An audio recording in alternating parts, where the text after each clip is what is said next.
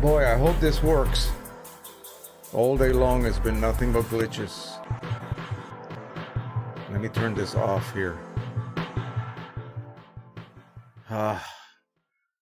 Weather's been really bad today. Sunny, beautiful, but windy. Very windy. Haven't been able to do anything much outside. Not today. It's about 30-35 miles an hour wind. Gusts about 40 miles an hour. It's crazy. I don't know about you in Avenue, Maryland, right here in Kensington. We're just having swirling winds. I mean, it's dying down now a little bit, but yeah, it's still bad. Hopefully tomorrow it'll be nicer.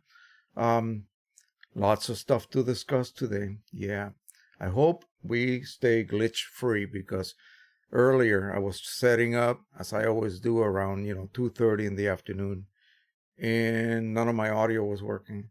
It wasn't connected at all. It's got a mind of its own. This silly OBS, which is a free broadcast software, it'll just reset itself to whatever mode it feels like, not what I set it at. And there is no way to really save a setting, a standard that you can recall. You have to redo everything every single time you set up. Anyway, so that is a pain, a real pain. We have 10 people here already. There's a few of you that have been waiting patiently. And again, I'm trying to get this show rolling, if you will. This coming week's going to be so busy. My wife just told me, hey, did you look at the calendar? We got to do this and this and this and this and this and this. And I'm going like, oh my God, where's some time to devote to the channel? Well, I finally went ahead and set up to start drawing some money from my retirement, from my job, my government job. Not government, but it was a government contracting job that I did when I was at the Armed Forces Institute of Pathology. I worked for the American Registry of Pathology. And yeah, I decided to finally start drawing some of that money. And so I set it up for a monthly withdrawal. Basically, all I'm doing is taking out the excess. So they call it RMD. And I'm going to be 70 and a half in March. So I had to do that. Otherwise, I would actually be penalized for not taking that money out. Yeah. So that'll help. That'll help the budget. And my wife is happy about it. So I just found out about it yesterday. I got an email from the call it the 401k company or whatever, whoever handles it, for the ARP, which is the American Registry of Pathology. I think it's TIA CREF. And so set it up, but they're all away for the weekend and through tomorrow, so I couldn't get a confirmation as to whether I did this correctly or not. But hopefully it will be correct, and now we start getting a little bit of extra funds in the family. That'll help. That'll definitely help. And what happens is that I take that money, a given amount every year, in my capital, or my, not capital, but the basic amount that I have saved doesn't drop. So at some point, I'll just leave it to my wife. If I start getting ill or something, and then I go, that's going to go to my wife or my children, whichever. Anyway, so that is enough for that talk. Again, I was working on that all day yesterday. That's why my head is in that sort of frame. Let me go look at the Facebook group. We had some discussions. Yeah. Both on the Facebook group and also on the YouTube comment section. Sort of argumentative discussions. And, I have my point of view and somebody else has their point of view. But the terminology that they were using and the language that they were using obviously told me that they were not very well versed when it comes to this type of technologies, that they were using other terminology that they were kind of making up, kind of a self-applying. So it tells me that they don't really have a background in printing and printing technology. So at the end, I just raised my hands up and I said, okay, you do whatever you wish. And we'll just part ways, hopefully amicably, So anyway, that's all you can do. That's all you can do when that happens. But let me see what else we got here, because I got a bunch of topics to discuss, and they're all pretty interesting. Yes.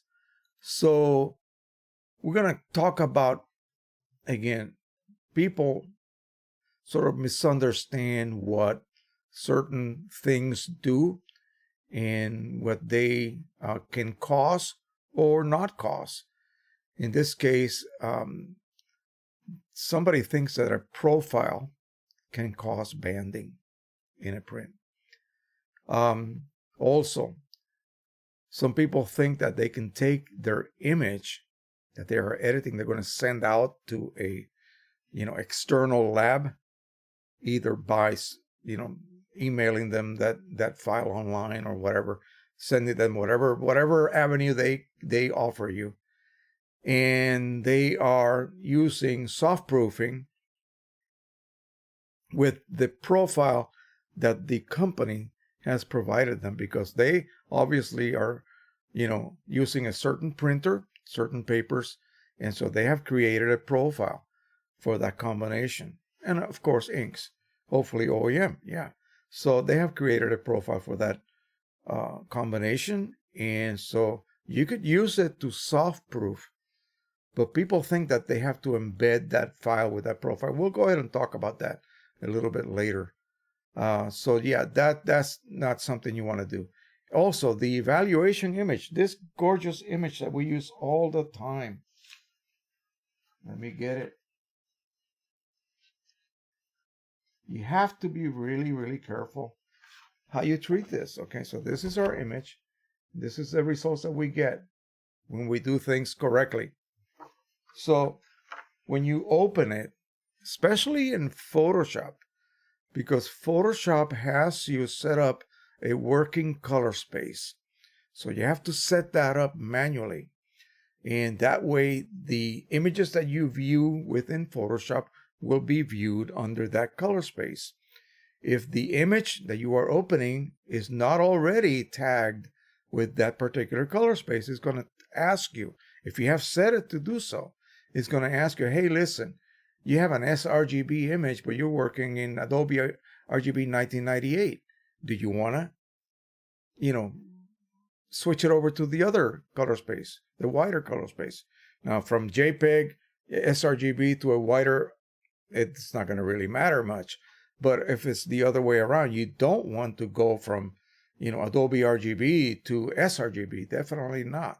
So when you open that image, it's the Pro Photo RGB.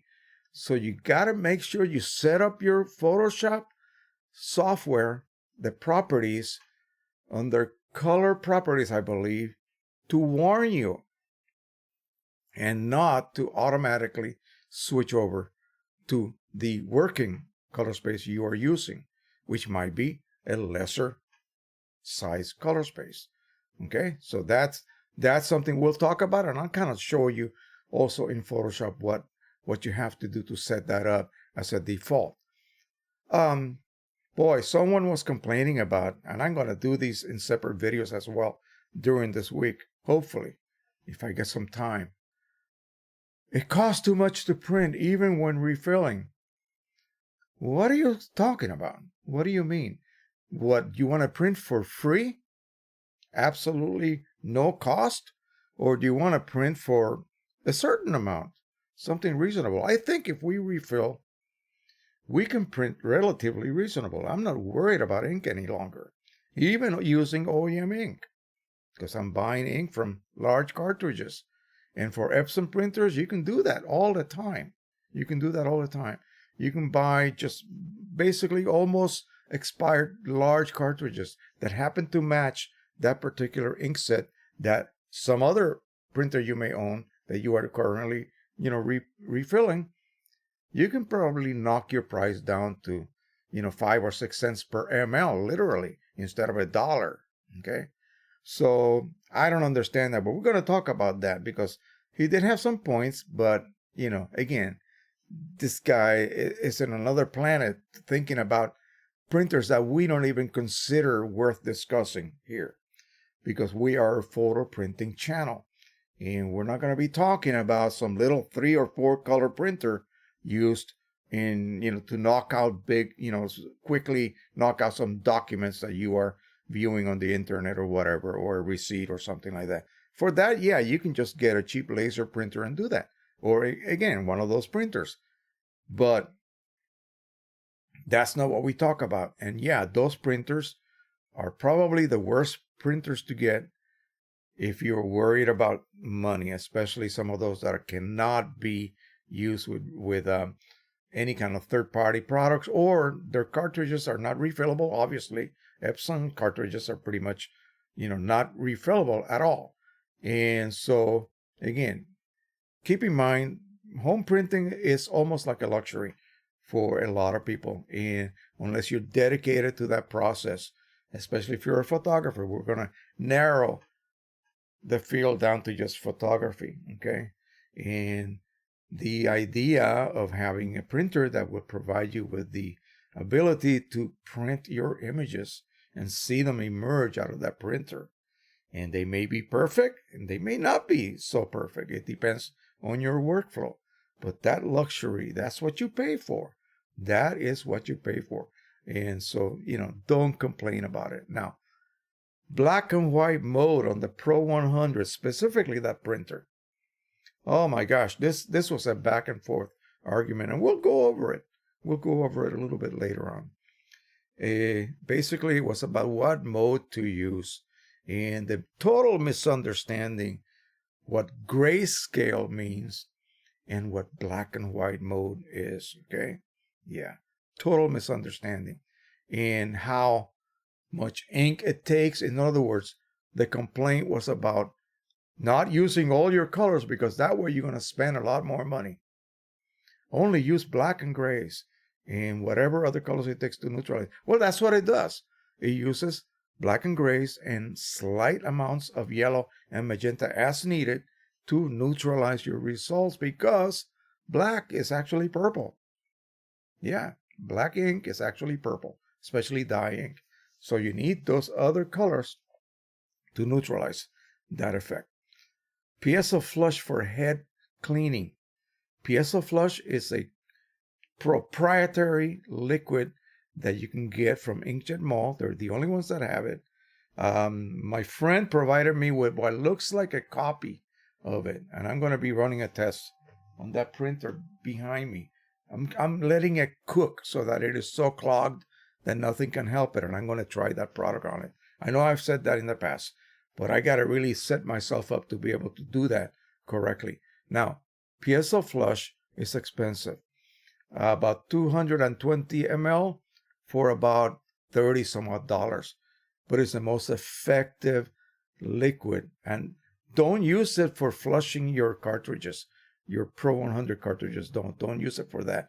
Windex is good enough for that purpose, and Windex is a hell of a lot cheaper than Piezo Flush.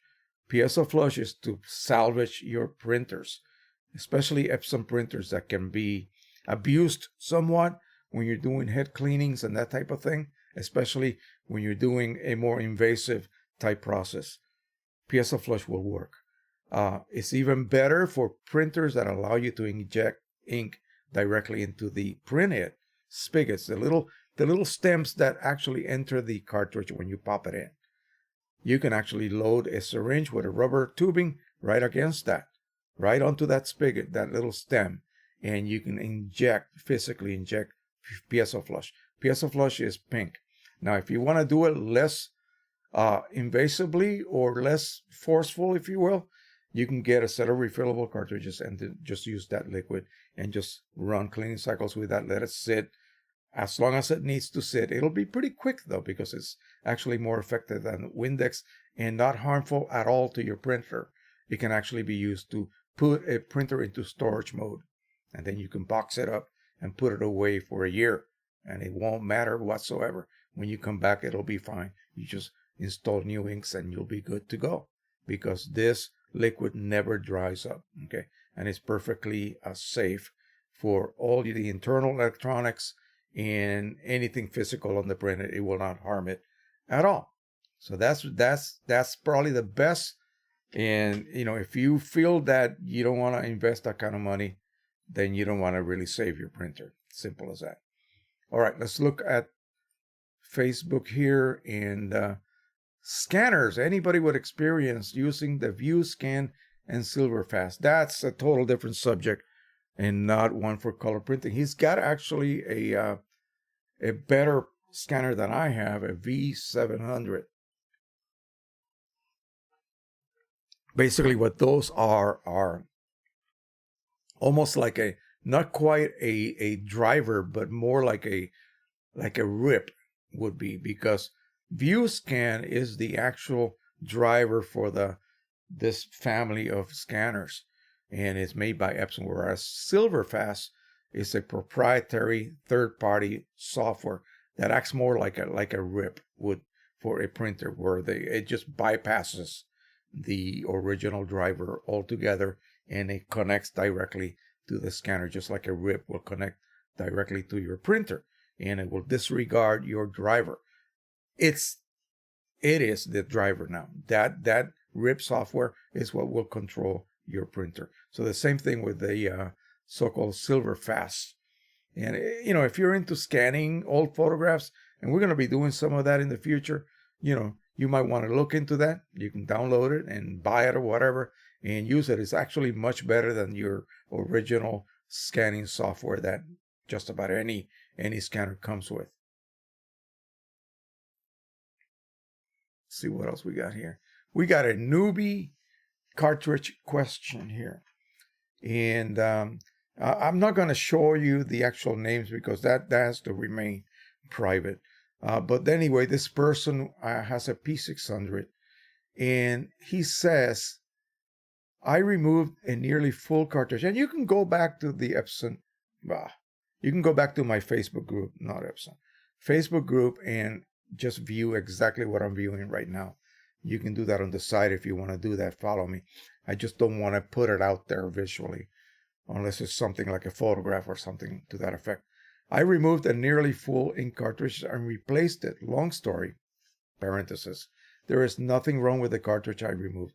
How long can I wait to reinstall that ink cartridge? It's been a month, and I'm worried that if I try to use that cartridge, now it won't work.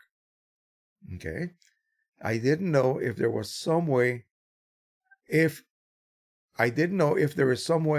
part of the cartridge that is sealed with tape when new could dry out when removed for too long. So he's talking about a P600 Epson cartridge. Let me see. I don't have a R3000. They're here. They are identical. So let me tell you about Epson cartridges. Okay. They have possibly a tab that you can remove for a vent. And that vent, it's a maze that it has to go through to allow air to get into the cartridge to replace ink as ink is being used up. Okay, so as you draw ink out, something has to replace that void, and it is air. So these cartridges do not have a bag. They just have a series of channels, a maze, if you will. Series of, they have some valves, they have some diaphragms. It's very, very tricky. They did this all in the quest to prevent us from refilling these cartridges. I don't know whether it actually helps in ink delivery, because earlier versions of these types of cartridges did not have to have all of this intricacy built internally. All of these mazes. You will get lost if you follow the flow of ink from one point out to the exit port. It just makes no sense whatsoever. But apparently that's why they did it. They claim it is for ink delivery reliability, but at the same time, it just prevents you from refilling those cartridges, which would be the best cartridges to refill, of course, assuming that you can reset them.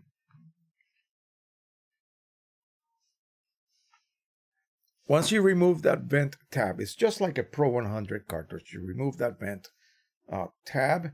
It's a tape tab. You remove it, and then you install it.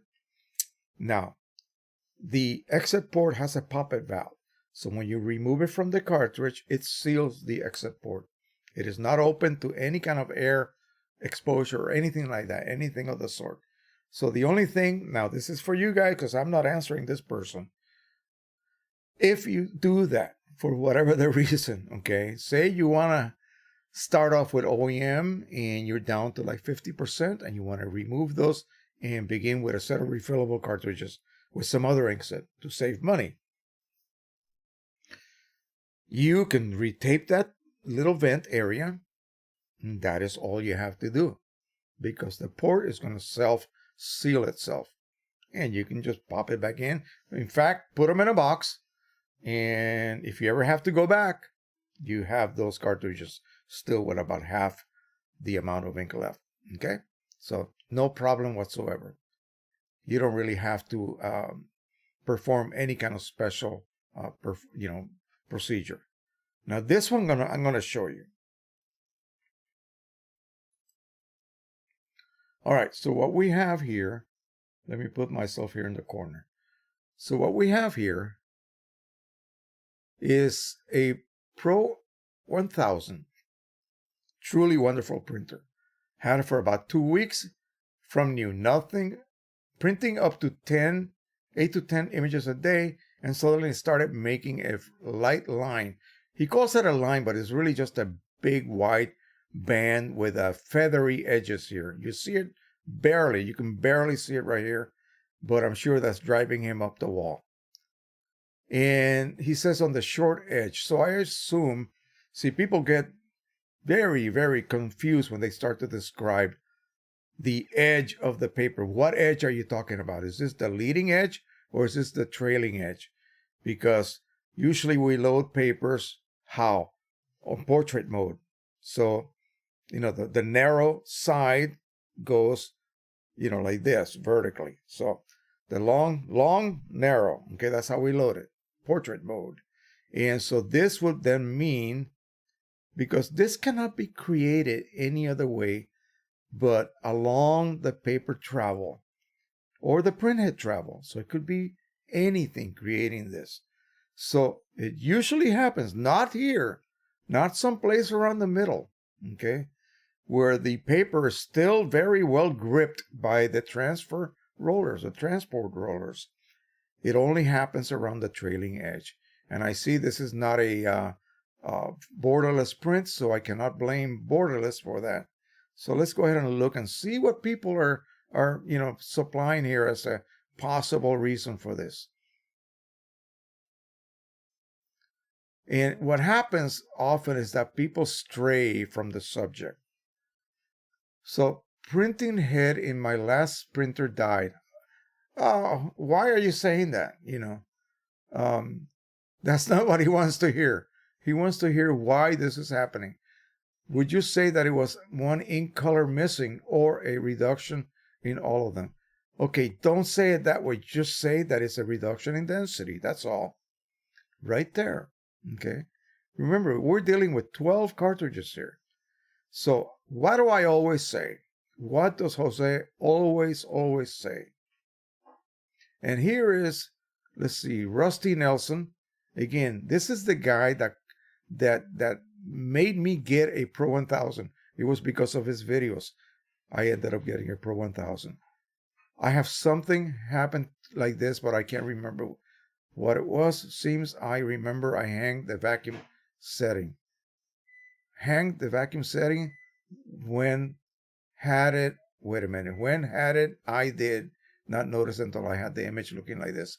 Okay, so remember that the Pro 1000 uses vacuum assisted advance or assisted vacuum advance. It's not a true vacuum advance like much higher end printers utilize, where they don't even have to hold a paper down with rollers, literally. There's a certain degree of roller travel or transfer, but the paper is held down flat by vacuum. And so the Pro 1000 has assisted vacuum advance. If you, by some reason, disable that and the paper slips a little bit during printing, especially when at the end, okay? At the end with this, assuming this is the leading edge, so this is the last bit of paper coming out right about here. the paper loses its grip more or less. Okay, so it has to be something like that. Now, what if it's ink related? Then the first thing I would say, of course, I always say, what does Jose always say? Run a nozzle check before you do anything else. The last thing you want to do with a Canon printer is to continue printing as if that's going to solve the problem. Run a nozzle check. Stop what you're doing. Run a nozzle check. You can run lots of nozzle checks. It will not harm the printhead, and it will tell you, absolutely tell you, if something is not right. Now, if you guys saw my current video that I just posted on the Pro 1000, I did several things. We're going to get away from this subject in a minute so I can discuss that. I have it right over here next to me. So it had been a while since I'd done a bit of maintenance on the Pro 1000. And what does that mean? That doesn't mean that I open it up and start cleaning internally, start, messing around with all of the components. No, it just means just run some already built into the driver maintenance procedures. Actually, not only on the driver, but also on the LCD screen. Is it LCD or LED? I'm not sure. Anyway, so what did I do? It's been a while since I had printed, maybe like a day and a half, 2 days, something like that. Not too long. It ran a little cleaning cycle when I printed this. I printed a nozzle check. And the nozzle check came out perfect. And I did that on the video. So it tells me that I have only run, get this, between 201 and 250 pages, they mean prints, on that Pro 1000. So it's still brand spanking new. My firmware, it is version 2.020. Very old firmware. I really don't want to update to the newest firmware, because I don't know what that's going to do to my use of single-use chips. I have no clue. Is it going to block me from using those all of a sudden just because it might increase my print length? Who cares? I don't want to lose the ability to use my chips. So I'm going to leave that as at B for a while until someone else becomes the guinea pig and they perform that update, and they can tell me absolutely that they can still use single-use chips. So I ran this. Okay, so what can you do after you run this nozzle check? And it is perfect. So not one single little line. It creates a grid. I don't know if you can see that. Very difficult to see because the lines are very, very light. So you probably cannot tell that at all. So once you get a perfect nozzle check, the next step that you do is perform a head alignment. Okay. And tonight we're going to discuss about that, because some person is getting something that I believe is due to head alignment problems. And I think it's this guy right here as well. So he's printing on a Mac. Okay, so the head alignment utility on the driver is not where it would be on a Windows driver. It's in a different tab with a different name. So for us Windows users, we go to the maintenance tab and then head alignment. All of the procedures are there. For a Mac user, their driver, you have to go to a utility tab, and there you will find head alignment, and I believe cleaning cycles also. So what do? You run your auto head alignment. That's what you do. And what you get is this. And don't try to decipher it. It's impossible. You need 3 sheets of paper, preferably good paper, coated paper. This is not, but again, it's better than nothing. So I would suggest, now Canon used to make, and even at Staples, you can buy paper that is lightweight like this, like 20-pound paper, that is inkjet coated. They call it inkjet coated paper. It is regular 20-pound paper, but meant for inkjet printer use. So that paper would be really excellent for this types of procedures, because all of those little lines have to be examined by the sensor in the printhead carriage, and that will read and find whatever it is to find to align your printhead. This takes a while to perform. Once you do that, the printhead should be aligned. What does that mean? It means that you can actually print on the lower quality mode faster.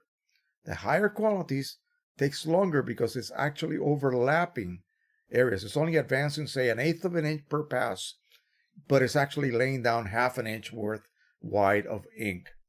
Detail, lines of dots. This overlapping takes place so that you can dither the continuous tone image you are printing, and you get that nice, even, continuous tone without any kind of banding or any kind of a abrupt color change or tone change or hue change from one area to the other, because you're dithering. You're actually mixing all of the dots, overlapping dots. And that's what the higher qualities do. They don't actually lay down more dots. Well, they do, but they're overlapped. Okay, it's not going to be like smaller dots, much higher resolution. No. It's the same resolution for a Canon is 300 and 600 dots per inch. Okay, dots per inch, not pixels per inch. And so it's going to overlap those dots and give you the appearance of, say, twice that much or 3 times that much. Okay, number of dots. So all that's doing is evening out tonalities. So you get it more. It's not going to look like an old inkjet print. Everybody knew what an inkjet print looks like because it looked like a newspaper. Dots. Okay. So once you do this, you are done. Your head is aligned and you're ready to go. So now, Pro 1000 users, this pertains only to those in 2000 and 4000 and 6000. Not your Pro 1 users, not your Pro 10 or Pro 100. Once you perform those operations on those earlier printers, the 1, the 10, and the 100, that's it. You're done. You're ready to print. Now, once in a while, every 3 or 4 months, you should also do a roller cleaning. And that is available, again, on the Windows driver in the maintenance tab. And also a bottom plate cleaning. That will clean the bottom, the nozzle plate physically with paper, literally. So you perform that, and that should be done. Don't wait until you need to. Do it every couple of months, every 3-4 months max, depending how much you print. And that is it. That's about all of the so-called hands-off operations that you can do that will maintain your printer in good, clean operating order. In other words, the rollers will remain cleaner and the bottom plate will be less gunky. And gunk will be applied to your prints directly, literally. So what do you do on the Pro 1000 after that? The most important thing you can do is perform this operation. Color calibration. And I don't know whether you can see that or not. It looks kind of blown out, but there it is. It's a series of bands, series of patches. You have some grays here, some grays over here, some blacks, some blue. This is actually, it looks purple, but that is blue. That's what blue ink is. It's purple. Blue optically is purple. It looks like purple to our eyeballs. You have red, you have magenta, you have light magenta, you have yellow, you have cyan, light cyan, and then you have your grays, your 2 grays. So this is matte, and this is the regular photo black.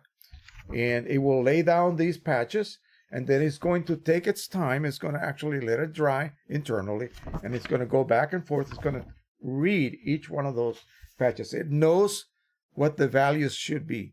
This is just pure colors. Okay, you're not creating a profile. You're just checking to make sure that each of those 11 colors produces the correct density. That's what it is, because it knows what the ink's colors are. Okay, it just wants to make sure that the correct densities are being created. Okay, that's why it's a densitometer, not a colorimeter and not a spectrophotometer. It's a densitometer. It's just reading the density of each one of these squares. And if it needs to make an adjustment, it will figure out how much would have to be adjusted density-wise. In other words, amount of ink laid down, and then it creates let's call it a profile. It creates a setting that it saves into your printer. Now, here's the catch. I did this on ProLuster. This will not work for other papers, so I would need to do that every single time that I change to a drastically different paper. So if I stay with Luster, I can probably use Red River Luster and maybe get away with it. So what does this do? It just sets your printer at a factory standard, okay, for density of each one of those 11 colors. Not the chroma optimizer. That's not color, that's clear. So that's what it's doing. It's creating a standard correction, because it's not going to be correct. It's never going to be correct. So it's setting that standard correction. You can see all of the colors represented here. Gosh, why is this so bright? There goes my heater. It's getting cold today again. All right, so that's what it's doing. It's looking at every one of those patches. It should be a certain density. So when it reads it and finds out that it is not, whether it's up or down, it will make an adjustment, a correction, and it saves that. So what does that do? Well, that allows the printer to print absolutely correct.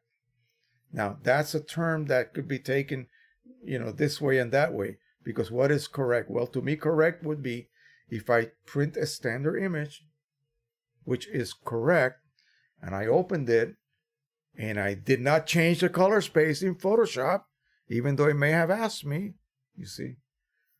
Then I print it with just the driver controlling color on the Pro 1000. That would be choosing ProLuster paper, then color / intensity manual adjustment, matching, ICC or driver matching. Each one of those, either one of those, will allow the printer driver to then access the ProLuster ICC profile or ICM profile that is saved in my hard drive. And it will print that file and create a perfect rendition of it. Okay? Now, this is perfect to my eyes. Believe me, take my word for it. I don't know what it's going to look like at your end. I don't know what my color balance is like here, but this is a perfect rendition of that. So what have we achieved? Well, we are able to get our Pro 1000 to print a perfectly neutral. This is perfect, folks. I cannot believe how good this is. I mean, from 0 to 2, I can see a difference. From 254 to 255, which is just the paper, no ink, I can see a difference. And everything else in the way between those two, ranges. Neutrality right here. And again, we got reflections out the wazoo today. Strawberries, perfect. And specifically, this is what you need to look at. The babies' faces here, all of these kids' faces. And most importantly, I don't know if you'll be able to see this, but look at the transitions. You have saturation to black and then saturation to white. Okay? There is no banding. There are no lines of demarcation. There are no abrupt changes. Smooth. That's what you want. If you're not getting this, then you're not properly setting up your Pro 1000. Simple. I'm not some genius that have magical powers, and Jose is the only one that seems to be able to do this. Bull. No, everyone can do this, okay? And not me, especially not me. And your black and white should be neutral, okay? And we're going to talk a little bit about that, but not about this printer. So once you achieve that, and you take it over to your monitor, you still have that file is still open, and you like I've said a million times, you isolate it from the monitor so it doesn't get affected, of course. You light this properly, and you view the differences, differences you're going to see between your monitor's display or rendition of that image, which is perfect, and this output, which is damn near perfect as well. So now you want to make sure that they match. You're looking for color, fidelity. You're looking for brightness. Okay, too bright, too dark. You're looking to see if you can see every one of those steps right here on your screen. Okay, you may have to, by using one of these, okay, folks, X-Rite is the best. Okay, keep that in mind. Keep that in mind. I don't get a penny from X-Rite, and I could care less what they do, but so far my experience has been that is tops, and they are the industry standard as far as your more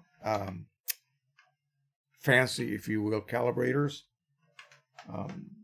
This is like a mid-range one. You could go to like $10,000 to $15,000. Everything is done automatically. In, you know, profiles are created pretty much automatically scanning them. So nothing like what I have. This is all still manually used. But anyway, they are the industry standard. So you need to go back to use one of these tools and then set your monitor however you have to do it, by adjusting your white point up and down and your density up and down. The color correction or linearity, if you will, for RGB and yellow, magenta, cyan, and black and white is going to be done by the calibrator. That's going to be pretty much automatically done. You're going to get a nice linear, not even a curve, not an S curve, but a linear from black to white, from black, reddish, red to almost pink, almost white. The same thing with yellow, the same thing with magenta, the same thing with cyan, green, and blue. All of those. And then in between colors also. This will actually do something like 119 patches of different colors and density. So what you need to arrive at, long story short, is a match. And more importantly, a match in color temperature. Okay? Brightness can be adjusted. Don't worry about that too much. But it's important, but it's not as important as your white point or your white balance. So once you get this to look neutral, well, this came out neutral. You don't have to make this neutral. It automatically does it because of the things that we did to the printer. Okay, and the way we handled this print when we opened it and printed it. That's going to be, that's of course it's neutral. Take it home. It's neutral. You got to make that neutral now. That's got to match this. When that matches this, you're all set. That means that when I open my terrible images that I shoot, okay, that's me. You guys shoot wonderful images. Not me. I'm not that fabulous of a photographer. I'm more of a technician type. I'm not creative at all. So when I open one of my images, I can be assured that the monitor is displaying them. What it gets is showing me. And now I can say, oh gosh, Jose, geez, you need to adjust this way or that way. Okay. When I do that, I can be absolutely relying on that monitor, that it is displaying the changes that I'm doing are actual changes that it needed, not changes that I think are needed because of the inaccurate display. You see what I'm saying? So if the monitor is inaccurately displaying your images, you're going to create edits to counteract those inaccuracies, even though the inaccuracies don't even exist, because it's just the monitor introducing those. That's what you want to avoid. And that's the biggest culprit on why my prints are magenta, or my prints are greenish or yellowish or too dark. That's why. The other day, I came down and it was nighttime. Oh, I know, last night, my wife had her friend come over. There goes my voice. My wife had her friend come over and they watched some movies. This lady is a teacher and she doesn't have cable. So she comes over here to watch some stuff with my wife on Netflix. And so what did I do? Of course, I come downstairs. We only have two recliners in our living room anyway. So came downstairs. Room lights were off. It was nighttime. I turned on my monitor and I realized, wow, this is how dark you have to edit to get a correct rendition. After a while, you get used to it. But the first time you set your brightness to 80 CDM2, you will be shocked. You will go like, holy crap, this is dark. Yeah, that's how it has to be. That's why when they turn the theater lights off after all the previews and you begin to watch the main feature and the room is dark, the space is dark, that's when your image on your screen looks brilliant. And the same thing happens here. Your black, if it's 000, it should look black. It should not look gray. You should not be able to see the space where black exists. It should just be a black hole. It should be that dark. Okay? So keep that in mind. I know it's hard to get used to, extremely hard to get over in your head that you need to edit under those conditions. Yeah, that's it. Every professional studio I have ever been at, dark rooms. Yeah, especially for video processing and editing. Anyway, hope you guys enjoy this. So this is what you got to do now. So I got this to match. My monitor matches this. What am I going to do? Just sit around and do nothing? No, I'm going to print something. So I decided, let me open up an old image that I had. One Saturday we were just driving around. We ended up in historic Frederick, Maryland. It's one of those towns that, Civil War stuff occurred there during the 1860s. And I took a shot of the river. They have a river walk that you can actually go on. It's very nice and beautiful. And let me get this oriented correctly. And I just opened it and I printed it. Look at that. And this, the way this looks is the way it looks on the screen. It's just amazing. And the amount of detail, the lack of blocking anywhere. There is no highlight that is blocked. There is no shadow that goes, say, over the cliff of 000. No, it stops there. Everything is included. Every bit of detail, especially this area right here, that usually just blows out of existence. I can see the texture. I can see the water stains. Okay, yeah, from the mortar when the rain comes and it washes those minerals down. It leaves little streaks. It's there. All of this usually gets blocked up, but just the color accuracy that I was able to get on Pro Luster paper, Pro 1000, is perfect. And be aware that I am not using 100% OEM, okay? It is kind of a hybrid inkset. And that is even more important, that you should run that calibration, okay? Because you are not using 100% OEM inks. Now, if you then change your inkset, you got to perform a new calibration to counteract those slight changes that new inkset may introduce, okay? Your results will not be the same as they were before that. And once you do that calibration and you save it, it will basically overlap the previous one. So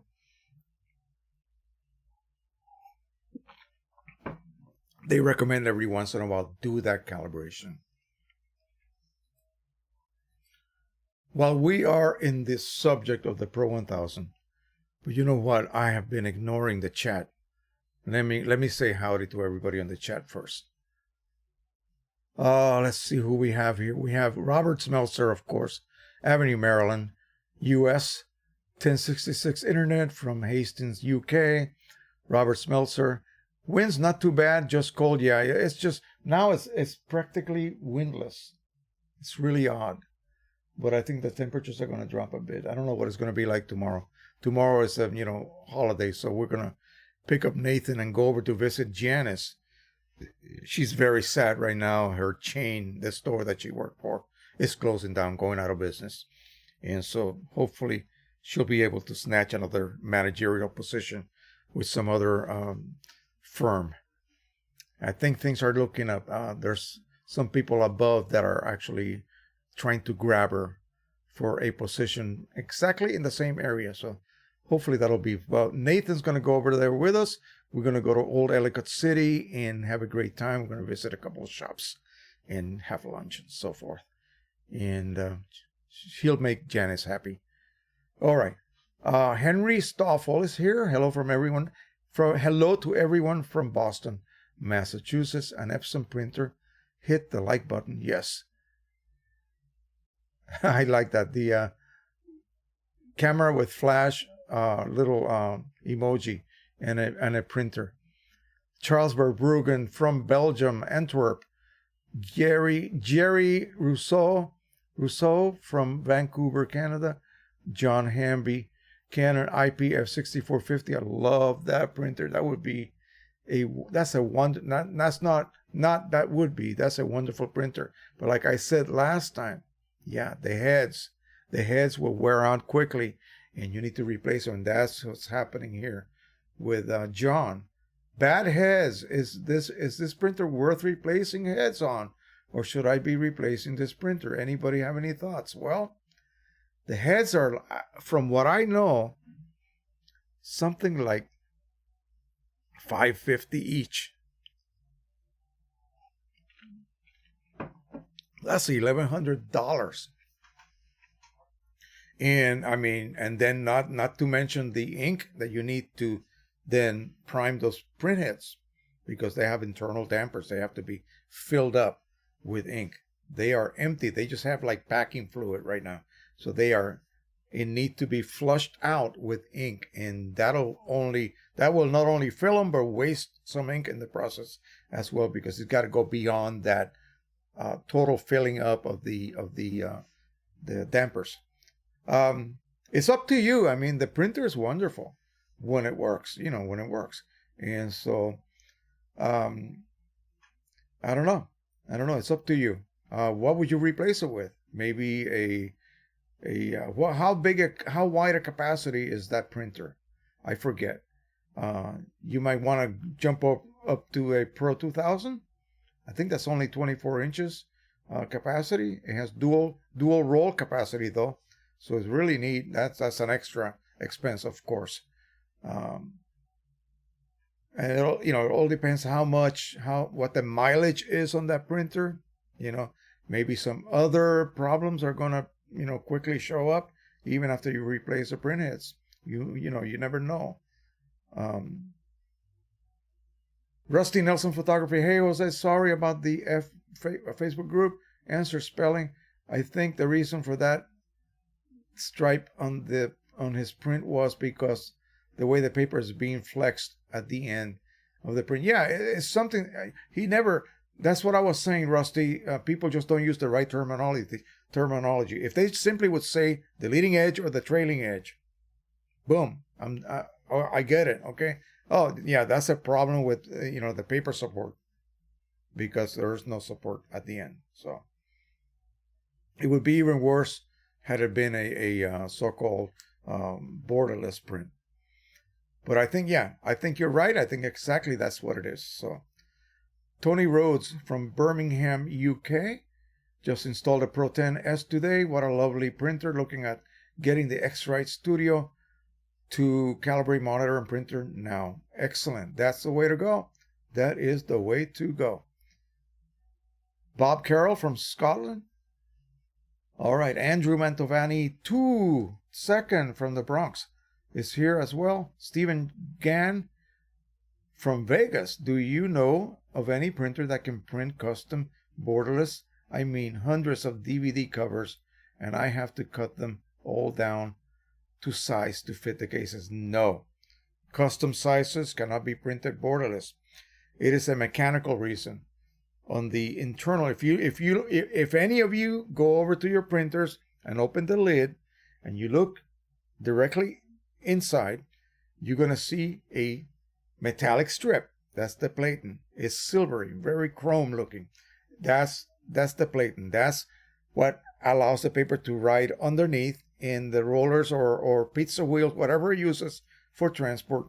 Is located on that piece of metal, that platen. The platen is adjustable for gap space and all of that. Anyway, the sponges that would absorb overspray are only located at specific widths. Okay, so that would be in a common 13-inch printer, that would be 4 inches for 4x6. See, vertical again, 4x6. So 4 inches, that will take care of overspray on 4-inch by 6, which is a standard size. When you print borderless, those sponges will take care of the overspray. The next size is 5. So 4 and 5, 5x7.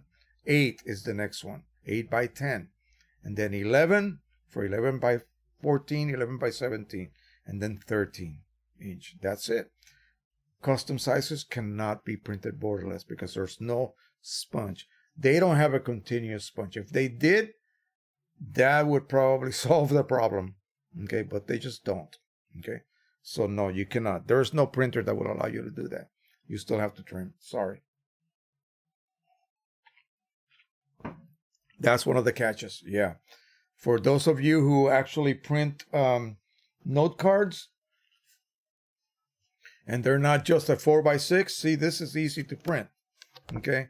This is dual side glossy paper from Red River, Pecos River dual gloss. And yeah, you can print this borderless, no problem. He didn't, but you can print this borderless if you wanted to.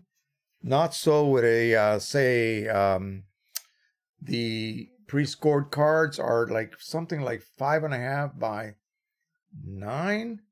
And so they fold in half into, yeah, 5.5 by 5 something, by 5.5, something like that. Anyway, I know 6.25 by 9. So when you fold it, you got a 5.5 by whatever. You know what I mean? That's an odd size. That is not a standard size, so you cannot print borderless. You have to incorporate a border totally all the time. So one of these days they're going to solve that if they really want to. I don't think they want to. Cliff Fit from Denmark, Epson P600, Bank SW2700 PT X-Ray 1 Studio. Oh, I1 Studio. Good. Yeah. That's this puppy right here. And I think they upgraded something. The chassis is kind of silvery looking. Very nice. The software is updated as well. If you don't have an X-Ray I1 Studio, you can get a used Color Monkey, as long as it's in good shape, and actually made it to the new software for the i1. And it works. You get the benefits of the software. In other words, it's a more accurate calibration of the monitor, actually, than the original Color Monkey software. And also for your printing of profiles or creation of the special prints that you have to make for profiling papers, it's supposed to be a little bit better as well. Okay. Bob Carroll says, what about a printer cutter like the Roland Versa Cam Print and Auto Cut? Is that a print? Oh, that's a cutter. I don't know about that one. I know I got a Rota trim. And that thing it just lives forever. It's just not going to ever, nothing's going to ever get dull on it. It's a self-sharpening system. I found it in the gutter. Okay, not in the gutter, in the dumpster at work. One of the offices, when I was helping close down the institute, dumped it, and I took it out. I said, OMG, who did this? This is criminal. I took it home. I still have it, and I still use it. I can shave a hair off of the edge of a sheet of paper with it. Yeah, that good. Don't know too much about the Roland Versa Cam Print and Auto Cut. Don't know anything about that at all. I'm sorry. See that? I don't know everything. I really do not. All right, let's talk about banding, and can it be caused by a profile? And I'm thinking, now, wait a minute, how could that be possible? Somebody said, well, it is possible if you choose the wrong paper type. And I'm thinking, baloney. Think hard, you guys, what a profile actually does. Okay? It's just a mathematical formula that tells the printer not how to advance the paper to create banding or cause banding. It's not doing anything other. It's not even affecting the gap, the platen gap or the head gap. It's not affecting how much the paper advances per pass. It's not doing anything remotely related to mechanical process at all. It's all about color correction. Okay, it is the formula by which the printer can then determine how to use that very, very limited set of colors, okay? And if you're using, say, even 8-bit images, as long as you have RGB channels plus black, you're going to end up at over 16 million shades, hues, densities of color, okay? And that's going to lead into something else. So again, can using the wrong profile cause color banding? No, come on. Really, seriously. How could it? Okay. It's going to cause bad color, maybe. Something that's off, but it's not going to cause banding or something else related to a mechanical cause. Banding is caused by either missing nozzles because they're clogged and it's creating a pattern. In other words, if you have some cyan nozzles clogged and you have an area that requires cyan, at some point along that area, those nozzles are not printing, okay, because they're clogged. So the other 2 colors or 3 colors or 4 colors, whatever, are substituting, are printing okay because they're not clogged. It's just that those areas are now lacking what cyan would have contributed to the color hue. And you're going to have some difference, a band of some other color, because you subtracted cyan. But that's mechanical. That is a mechanical problem. Your nozzle is clogged, and so therefore no ink is being laid in that one line. It's going to create a band. Because, say for instance, you were creating gray, and you need, let's just say theoretically, RGB creates, that's light. CMY creates gray, and you subtract cyan. What do you have left? Yellow and magenta. Now you just have a red instead of a gray, because the cyan is what's going to take that red and turn it into gray, neutralizing. Cyan is the opposite of red. Okay? When you join the two, it makes a neutral tone. Theoretically, that doesn't happen in practice because pigments and dyes are not perfect, okay? But in theory, that's what would happen. So the idea of oh, did you use the right profile? Okay, now you just showed yourself that you don't know anything about this subject. You're just kind of, spouting out there and providing needless, help, if you will. You think you're helping, but you're not. You're not really. So when I started doing this, I stayed quiet because I didn't know crap when I began. I was the dumbest. I mean, I was into photography all my life, but I really didn't know anything about inkjet technology, how it worked. So what I did was I shut my mouth and I listened and I listened and I listened and I read and I read and I read. And then once I started getting printers, I started to verify what I had read and listened to see if it was actually true. And if I found out it was true, oh, now I know. See, now I have data that I can actually pass out to people because it is proven. I didn't open my mouth just to be heard because I needed attention or something. Okay, that's getting a little bit, snarky, but it's true. So often what happens is that people just want to be helpful, but they give the wrong information. So this person was adamant that ICC profiles will cause banding. Impossible. Okay, it's not true. It costs too much to print, even when refilling.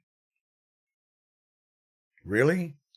Well, this is a case where the person was not even referring to a photo printer. He just, and I try to keep, everything that I produce in the realm of photo printers because I just don't have the need to have all these other types of printers. That won't help me at all. That'll just make things even more cluttered and confusing. So photo printing, our goal is to take images that we produce and produce prints. That is our goal. Nothing else. Our goal is not to produce, my heating bill, that I just paid off, a receipt of my paid off heating bill. That's not what we're about. Okay, although you can do that with a printer, but that's not what we're about. So after many back and forths, I realized that this person is talking about a printer that indeed cannot be refilled. And so he's using compatible cartridges and using, what were they? Single-use chips. So he was complaining that, oh my God, you have to spend $25 for a set of single-use chips, and then you have to buy bottles of ink.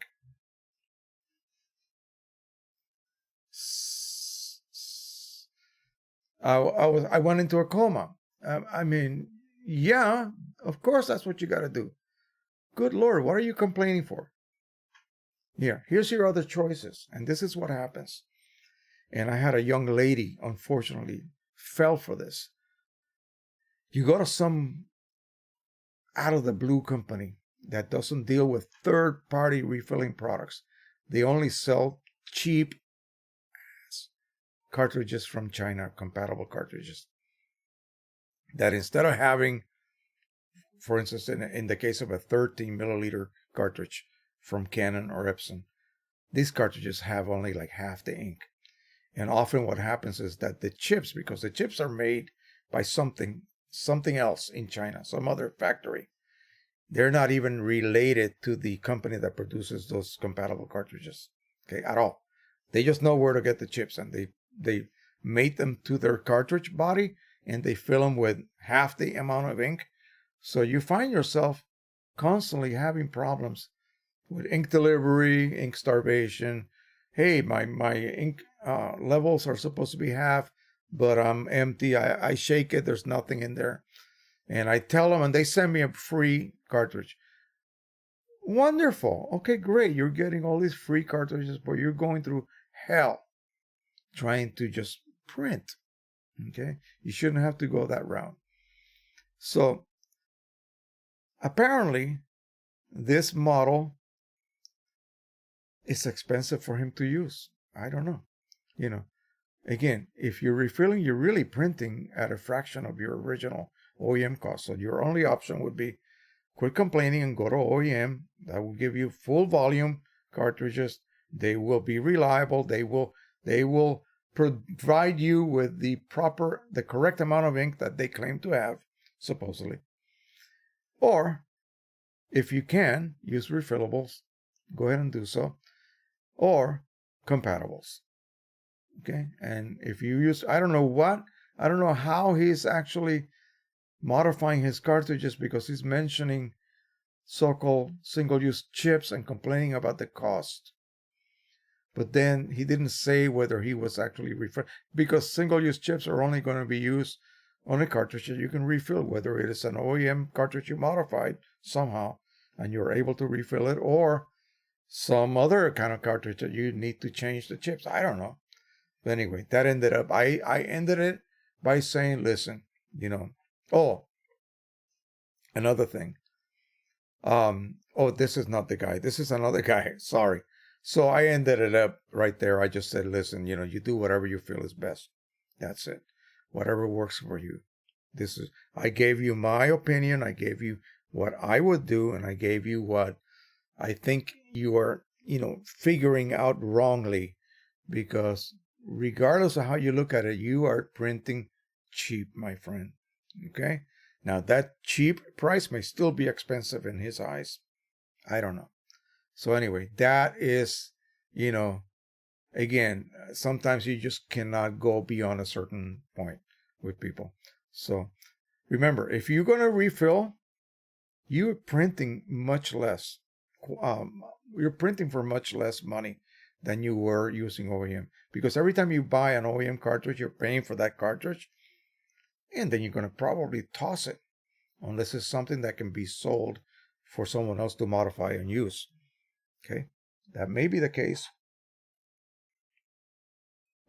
Some of these 4 and 5 color printers that are meant for office use cannot be refilled. So you're going to be throwing those cartridges away. So you're paying for that cartridge body as well. Okay. Yes, they're mass produced, really, really cheap, and they're really overcharging you for everything, including the ink. The ink is already done. The production of ink is actually not as expensive as people think. Even though they're using more or less proprietary raw products, it still doesn't qualify them as $20 for 13 milliliters of ink in a cartridge. That's still, they're making a huge amount of profit. You can bet on that. So would you prefer to do that? $20 times maybe 6, times 5, times 4, every 2 or 3 months. You can't afford to print any longer. So, if you can print for, a refill, let's see, Pro 100 refill really costs you about 70 cents. It really does. Because you're not refilling your cartridge from fully dried empty. You're only replenishing the empty liquid chamber. That's only like 7 to 8 milliliters of ink total. Maybe even less. Okay, maybe even less. So at $12 for a 4-ounce bottle, figure it out how many ml that is.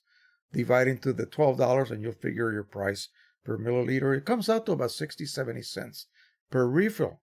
You're resetting your cartridges for free. You're not installing single-use chips. So that's another expense that you don't have to deal with. Oh, I have to buy a resetter. Yeah, but that's only one time. After that, you're set. You can buy, every time your Pro 100 dies, you can buy a new Pro 100 and continue with the same resetter.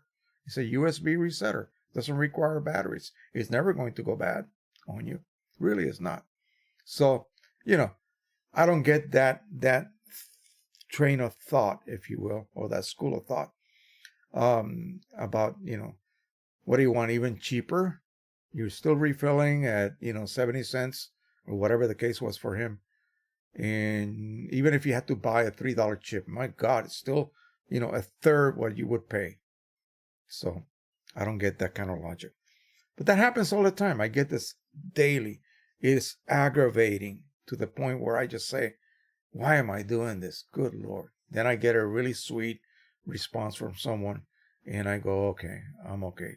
Take a deep breath, do a little yoga, a little meditation, and I'm back to normal. But most of the time it's just, that's why, Mike from Precision Colors just tells me, when are you going to quit?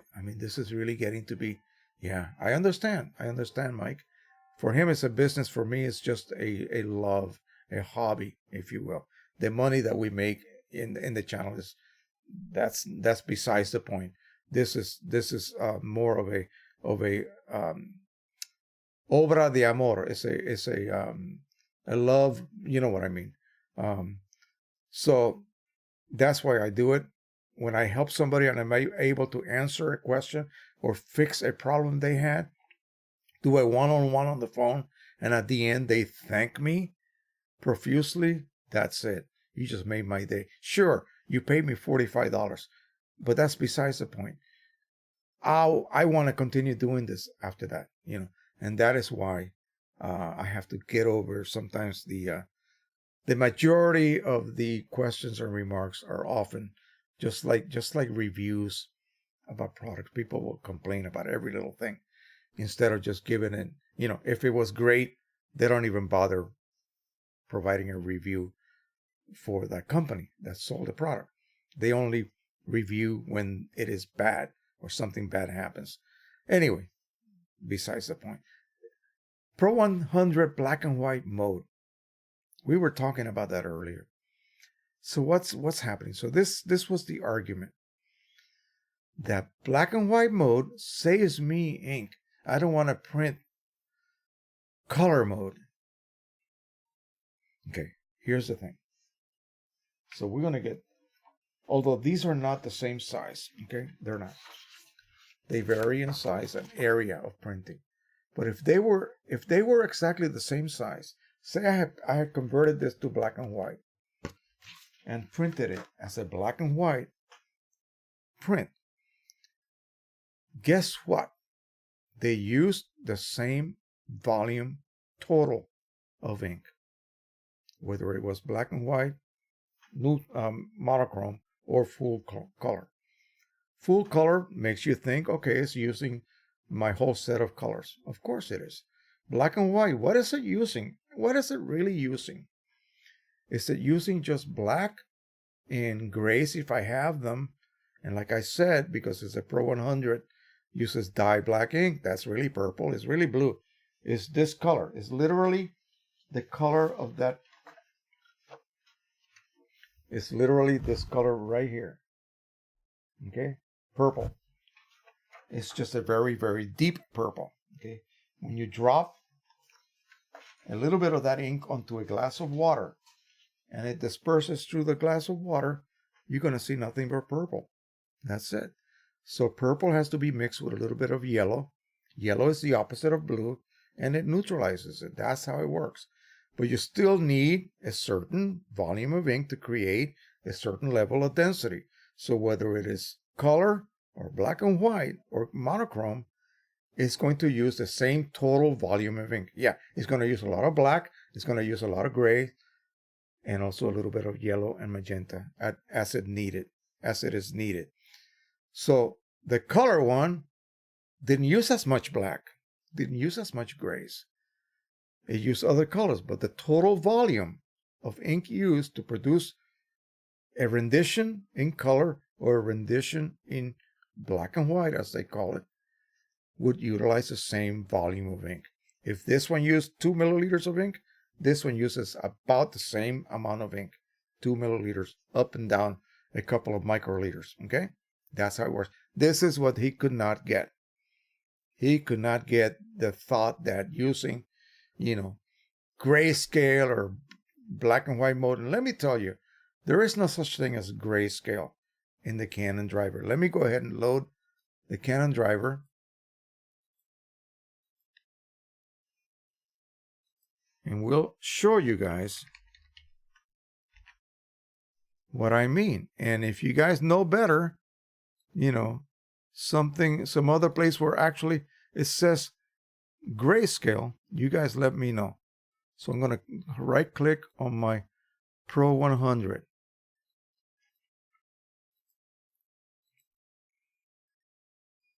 Let me get this loaded.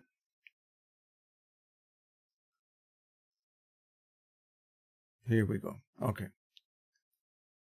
So I'm going to minimize this, minimize that, and minimize that. Okay. So now we are going to go to the screen. And here is the Pro 100 driver, Windows that is. So you have choices, okay? You have borderless printing, which, you could print if you wish. Just keep in mind that it's going to always create overspray. And possibly problems at the trailing edge of your paper, your print. So keep that in mind.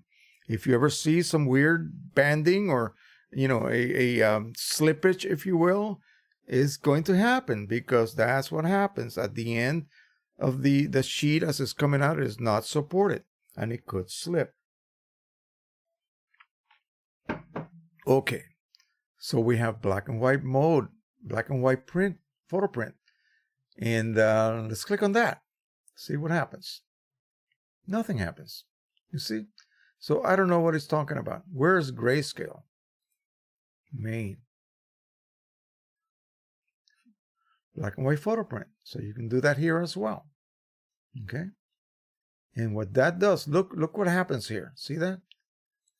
This little rainbow of colors just becomes gray tones. Page setup. There's nothing here about gray. So again, the guy's using wrong terminology, and I don't know what he means. He may be doing something he should not be doing. And what could that possibly be? Here's what he may be doing. And he claimed that by using RGB mode that he got a tint on his black and white prints. Well, that's your fault. Okay, you're doing something wrong. Do you see any tint on my black and white prints? Absolutely not. Okay, and I'm not saying I'm better than you. I just don't get a tint. I don't get a non-neutral result. I did everything correctly. That's why. It's not because I'm better than anyone. I just know how to set it up correctly. That's it. And this is what I'm trying to pass on to everybody in my videos. Okay, and trying to do it as the least bit confusing as I can possibly make it. In fact, I may be overdoing it on the detail side, but I want you guys to get it from the beginning. That's why my videos sometimes are 10 to 12, 15, 20 minutes long. Again, nailing down those steps that you need to set up to give you a nice neutral result. If you get a neutral black and white, you're going to get a neutral color print as well. It makes sense, doesn't it? All right. So, if you go to Photoshop, and I don't know, I got a dead skin right here on my lip. I don't know why they still have this available. Why? Let's go ahead and look.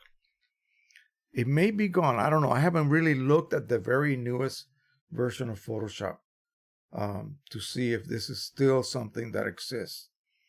But in the old days, when you were just printing on a laser printer, maybe like a 4-color laser printer, you could choose grayscale. Let me just go ahead and open something up here.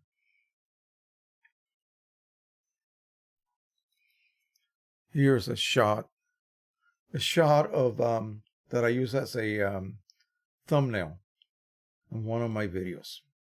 Okay, let me remove myself from the picture. You're out of there, Jose. All right, so here we have, it's a color grab. It's a frame grab from the video itself. So it's not going to be super sharp. So it's just a thumbnail. So we go to filter. And what we have now, actually not filter, sorry. Let me see, make sure. Nope, it's image adjustments. And then we go down to black and white. Ah, they did away with so-called grayscale. So when we turn it to a black and white, you're going to actually be able to adjust your colors, because remember, it's still an RGB image. So if I want to darken my sky, which would be around the cyan range here, I can slide this back and forth, and it will only affect the cyan channel of that RGB image that is being viewed as a black and white. So I haven't eliminated my color information. I'm simply able to filter it. Look at the roof by adjusting the yellow, because the roofs are kind of brownish, so they were going to contain some yellow. Anyway, so that is it. You're able to do these adjustments where you would not be able to do them had I turned this into a single channel black, grayscale. And what does that mean? Grayscale is something that should only be used when you have line drawings or anything of the sort. That's it. Never use it for anything else. Line drawings. If you still have an editing application that allows you to convert to grayscale, it's throwing away all your color channels. It's only keeping the black. So RGB has your red, green, and blue, and a black channel. So each channel can only contain 255 variations of shades. Okay, whether it's red, green, blue, or black. So if I discard my RGB channels, I only have a single channel. It's as if I only had 255 crayons, variant shades to create my drawing. There's no way that I can mix two adjacent colors to get an in-between color. It's either this one or this one. Okay, so if I have a graduated sky, and at some point I needed that tone that would live between 254, let's just say 245 and 246, I would need like 245 and a half. That's what I'm trying to say. Well, it doesn't exist. I only have this one, and then it abruptly goes to this one.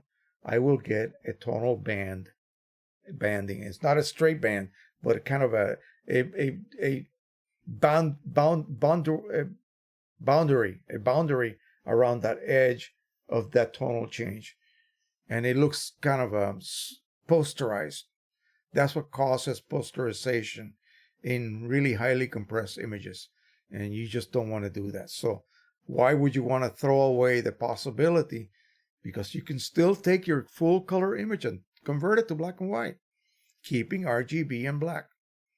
What does that mean? 16 million plus shades. It's as if I had a box of crayons with 16 plus million crayons. Okay, can you imagine?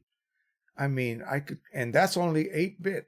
Okay, so why would you want to do that? Why would you want to convert something to grayscale? I just don't get it. So anyway, that ended up being, again, another argument. And that's when I told the guy, listen, if you are getting banding, if you're getting a total change on your black and whites, if you're getting this or that, and you don't like what you're doing, but you like the way you've been doing it all along, then that is the correct way. It's wrong, but that is the correct way for you. That's what works for you. And again, I don't want to say that there is no right or wrong way, but sometimes what seems wrong works, because I really don't know what other settings he's got that are helping him get by this wrong way of setting up things. And at the end, it's producing what he wants. You know what I mean? Maybe something else is causing the shift to greenish when he does it correctly.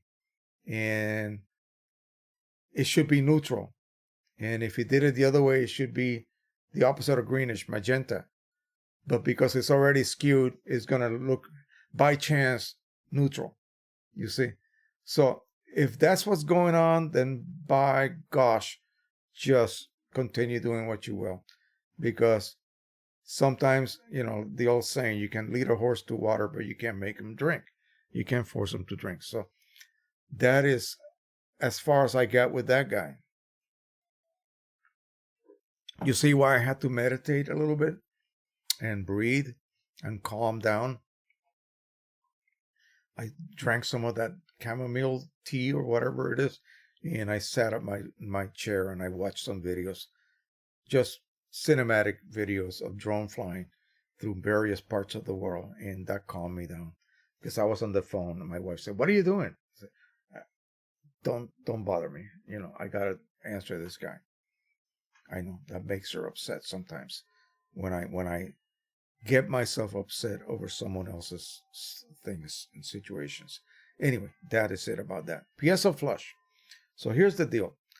They have a pink liquid, this magic liquid. Let's go ahead and look for Piezo Flush on the internet here. I got it already saved up here. And this is what it looks like. It is $30.60 for a 220 ml bottle. And, if you're going to be using a lot of this stuff, if you're going to be loading, let's just say you're going to load some cartridges with this. And you want to be able to maybe put a printer in storage. Assuming the printer is fine. It was fine to begin with. Nothing has to be, unclogged, if you will. You're going to get a set of refillables if that printer allows you to do that. That's critical. Fill them up with nothing but Piezo Flush. Install them on your printer and proceed to flush out the ink that exists internally. If it is a stationary cartridge printer, you're going to have to do a lot of cleaning cycles. Okay. Until after you perform a nozzle check, all you get are pink lines. No color. You have no evidence of color. That printer can now be powered off, stick it in a plastic bag, seal it up, and put it away upright. Of course, not tilted on its side, but upright. Put it on a shelf until you need it next year or 2 years from now even. When it comes time to set it back up, again, take it out of the bag. Make sure you don't have any mildew or anything growing on it. Clean it all up if you have to. Remove those cartridges. Actually, no. Power it on. Run a cleaning cycle. Make sure that your nozzle check is still pink. It should be. because this liquid never dries. It has some components in it that are built, they're actually there, let's just say, to allow you to long storage that print head. And of course, that print head is attached to what? A printer. So it will allow you to store that printer for whatever amount of time you're going on a mission to Africa or some third world country. You're a missionary and you have a printer at home. You want to put it to sleep until you come back. That's how you do it. You come back, you remove those cartridges after it powers back on and everything's okay. You've done a cleaning cycle again, printed a nozzle check. It's printing perfectly.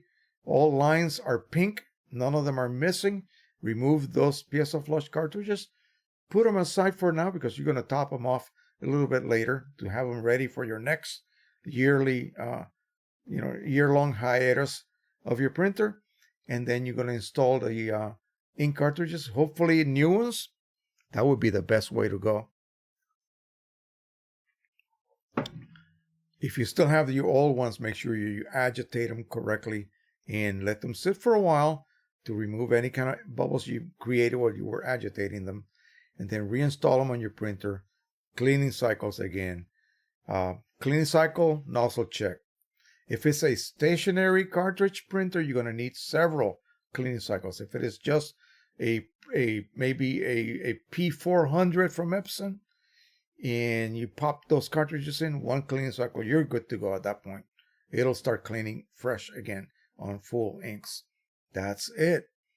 Yeah, it is worth every ml, every penny. Yeah, it's really that good. Now, you would not want to use this. You would not want to use this for flushing your Pro 100 cartridges. It's just too expensive to use for that. Okay, it'll do a fantastic job on it, but so will Windex. So really, there's no need to spend that kind of money just to do something mundane like cleaning your Pro 100 cartridges. Somebody got really upset because, oh, you're using an ammonia solution. That's bad for your printer. Well, sir, or madam, I'm not going to leave the Windex in my sponge of my Pro 100 cartridges. Once it's done its job, I'm going to flush the living daylights out of it. With what? Tap water. At the end of it all, there's not going to be anything left. I should have every molecule of Windex out of that sponge. Okay, that's how much water I'm going to use. Yes. And once it dries and once I fill it up with my own ink of choice, there's not going to be any kind of evidence of ever having used anything with ammonia in it. So it's not going to affect my printer. See, people just don't think before they speak or before they type. Okay. So don't worry about that. Yes, Windex should not be allowed to touch electronic components of your printer. Even that very low level of ammonia will harm, very delicate electronic systems. Yes, but you're just affecting your sponge. That's all. That is not electronic. That's just a physical pack of fibers. Is all it is. You just want to detach those tenacious yellow molecules from that ink from that sponge. It just literally loves it. If you run water first, you end up with a yellow sponge. Let me show you what that looks like, even with magenta. I'll be right back.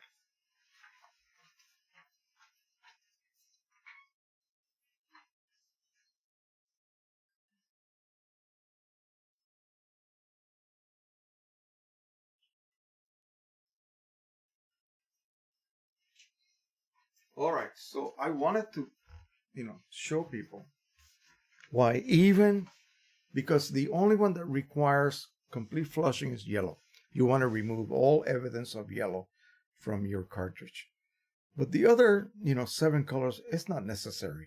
You don't have to really clean those sponges till they're snow white. Of course, the cartridges that Rick Johnson from eBay sells, they're going to all be snow white. And yes, he goes the extra mile to get them in that condition. But if you take, what is this? PM, photo magenta, and you just wash it with water or flush it with water, gorgeous, photo magenta color on my sponge. Okay. Now, if I then flush this with either Windex or better, Piezo Flush, if I really have to get this, and I don't mind spending the money, that Piezo Flush will clean this out completely. But so will Windex at a much less cost. Okay. Much lower cost. So that's what happens. Any of the other, those inks are different than the Pro 9000 Mark II. Okay, they're a lot different. Okay, they are so tenacious, and that's why they have such long longevity, incredible longevity for dye ink set. The best in the world. There's nothing better for photo printers. If I wash it with just water, you get this. If I wash the black with just water, I will get a nice gray sponge. Would that affect my refilling? Of course not, because only the yellow one does. So what do you want? You want a pristine white sponge? Then use a pre-treatment prior to actually exposing the cartridge to water. So treat it with Windex. That's what Rick Johnson uses. And of course, his cartridges speak for themselves. They are perfectly flushed. But Piezo Flush is really meant not for this.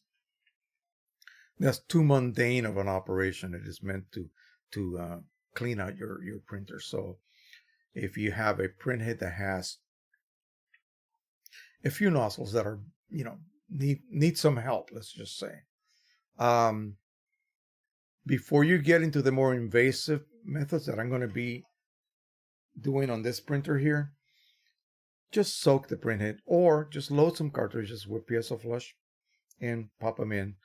Cleaning cycle, nozzle check, and just keep doing this every day. Bit by bit is going to flush it out. It's going to clear it out. I don't care how stubborn the clog is.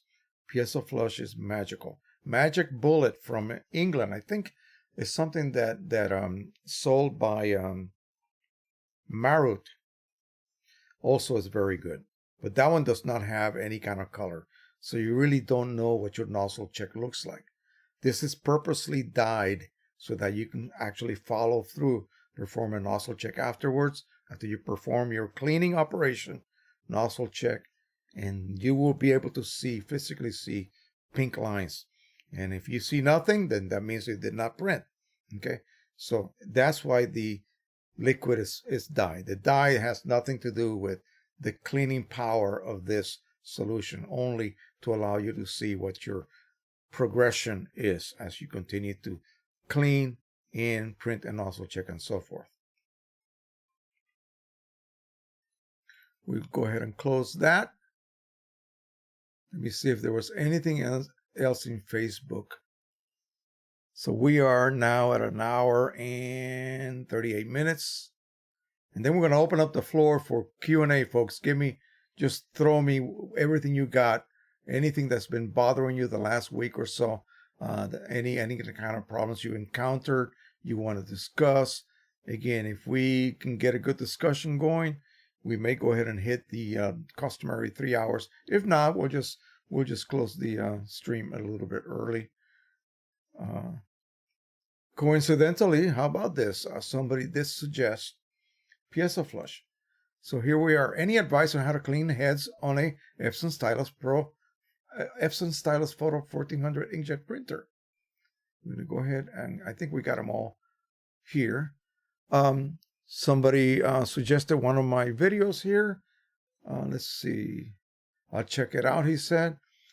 And then somebody suggested Piezo Flush, which is, again, it's actually used a lot for your maintenance of your larger Epson printers. Back in the day, those printers were notorious for clogging. So, they would require a lot of soaking of the bottom plate of the printhead onto paper towels soaked with Piezo Flush. And that seems to work quite well. If you're physically actually sitting on a soaked paper towel, a folded paper towel, in such a way that it fits on the plate and allows the print head to glide over it, it will clean it. It will clean it out. And that does not require you to remove your cartridges on a printer like for example, this 1400. You can leave the cartridges on. Just make sure when you make that strip of paper towel and you soak it with piezo flush or Windex if you don't really want to spend the money. Windex is just not going to be as effective though. Piezo flush is a lot more effective. So fold it so that it fits on the platen. Otherwise, the printhead will not be able to slide over it. It will just, accordion that paper towel strip. It'll just, jam it. And so you don't want to do that. So soak it, make sure that it fits flat, and then you can slide the printhead over it. For you to be able to do that, you're going to have to perform a trick. And that involves this. You power off your printer, your Epson 1400 or whatever other Epson that has cartridges that ride on the printhead assembly. Power it off, power it back on, or even if it doesn't, it really doesn't matter. Power it off, power it back on. Okay, that means basically press the button, power it off, press the button again. When it starts to go through that little dance that the printhead assembly will do, meaning it is unlocked from the far right position. Otherwise, it is locked. You can't move it. So you need to power it off, power it back on. It will proceed to unlock itself and it'll start to move. As soon as it starts to make that, it's checking for obstructions, pull the plug off the wall. Okay, that'll just stop it midway. Now the printhead is unlocked and now you can perform this cleaning. Fold your paper towel. The best ones are the ones that have the half sheets. Get a half sheet and fold it maybe 2 to 3 times. You're going to need to make it about 1 inch wide, 1.25 inches wide, and cut off the excess. 3-ply is probably the max you can get where the printhead will not jam that paper towel to the left. Okay, you need it to be able to clear it and write over it. Okay, with ammonia Windex, it is the fumes of the ammonia that's sort of dissolving the clogged ink, the dried up ink, if it is indeed that. With piezo flush, again, it's just magical. So you're going to soak it well with that, lay it down, slide the printhead over it. You may want to first slide a couple of times. If it's actually rubbing on it, that's even better because it's going to clean up any gunk that's built up underneath it. Slide it back to the right, remove that, prepare another one, lay it down, slide the printhead over again, and this time just let it sit. Soak it more. Soak it so that it's actually touching. The wetness is actually touching the bottom of the nozzle plate. Go upstairs, go to the next room, whatever you need to do.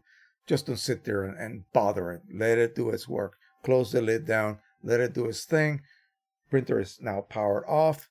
Go watch a movie. Come back later. Slide it over and see what you got on your wet nozzle, your wet paper towel. It should be very distinct, set of colors. It's kind of spreading because it's going to wick away. Slide it to the right. Maybe do it one more time if you wish. If you're patient, you can do it one more time. And then once that is done, slide it to the right, plug the printer back into the wall, let it do its power up. It's going to probably do a purge cycle. That's when you run a nozzle check. Okay, if it's successful, you'll have a perfect nozzle check. From now on, print often, because that's probably what caused the clogging to begin with.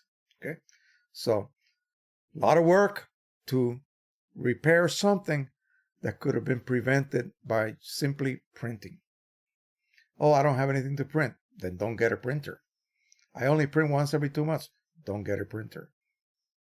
Yeah, I can say that because I got 13 printers, right? No, I'm saying that because it's the truth. If you're not going to put those printers through daily, that's the best way, work, then really think hard. Do I really want to go through all of this trouble with a printer, all of the maintenance, all of the little nursings that I have to go through to keep my printer happy? Don't bother if you cannot commit. Okay? It's hard. I know it is. I know it's difficult. You really want that luxury, that instant gratification to see your images. But again, you have to then pay the piper, if you will, by making sure that you print enough. These microscopic nozzles clog easily, okay? They have to be kept free flowing. It's like your arteries being clogged by fat, okay? You need free flowing veins and arteries. Okay. Somebody said, PSL flush, I unclogged my Epson R1900 in no time at all. Yeah, it's true. I have a 1900 right now, an Epson R2000 that I haven't used in months. Okay. I just don't have any need to use it. In fact, it's not even plugged into the system because I ran out of USB ports. I would have to unplug other printers that I use more often and plug those, or plug them up to my wife's computer, and she would kill me if I did that. So I may have to perform those sort of operations on them with PSL flush. Okay. I know that I can save the printers by doing that. I know I can save that printer by doing just that as well.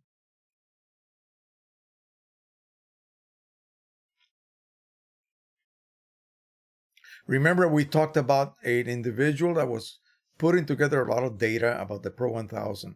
His name is Apostol Mamilla, and he just contacted me through the group. As I am researching the Pro 1000's ink wasting, I have a simple question for you guys. Has anyone disabled ink monitoring by pressing the stop button for 5 seconds when the cartridge shows empty?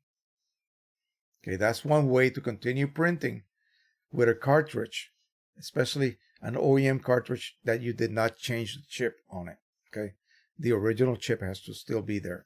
I don't think this process will work on single-use chips. I think it'll only work on your OEM chips. And again, it's just something I really don't want to do because I want to visually see.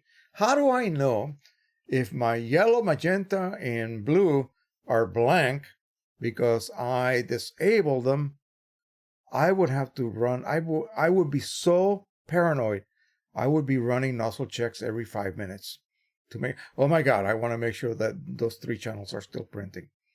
Yes, I still have ink, but I just want to make sure, oh my gosh, what if they stop printing and my printhead burns up? Yeah. So I would not consider doing that. If you're going to refill, just get single-use chips. Yes, $12. There goes my savings. Actually, you're still saving. So, but anyway, yeah, I want to maintain my ink flow, my ink, you know what I mean, my ink level indicator, so that I know as the levels drop, I know basically it matches what the cartridge has.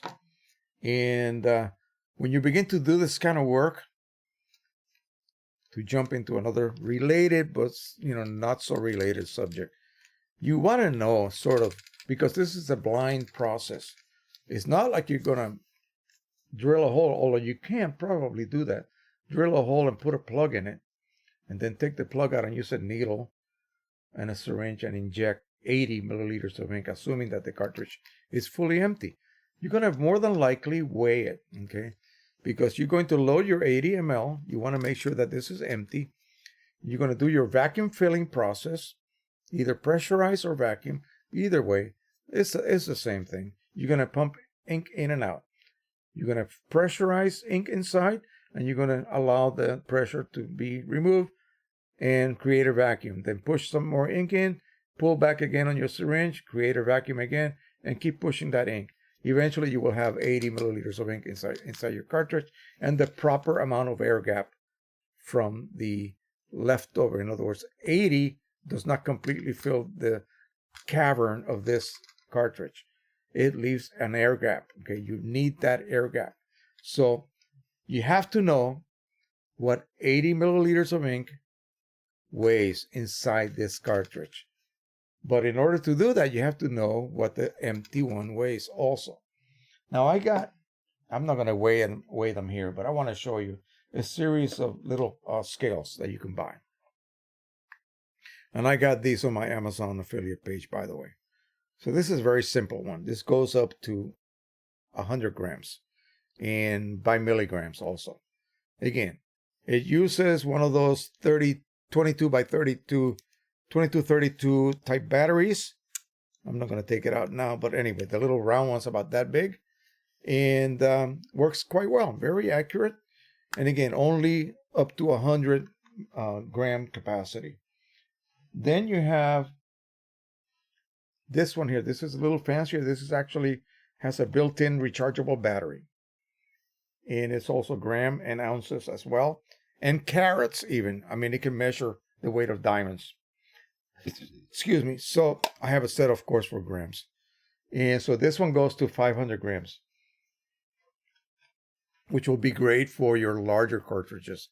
For example, if I want to refill my modified, for instance, 3880 or even the P6, the P800 cartridges, if I want to do that, you know, I can weigh them because full weight would be 150 grams.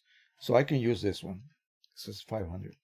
This one here is a little simpler, not as pretty as the other one, but it goes to a kilo, 1,000 grams. Okay, and you calibrate these with a set of weights that you buy. So you buy your calibration weights and use the calibration mode to get them calibrated, and that's it. After that, if you use the 500 gram weight for this one, for instance, this is the max that it can weigh.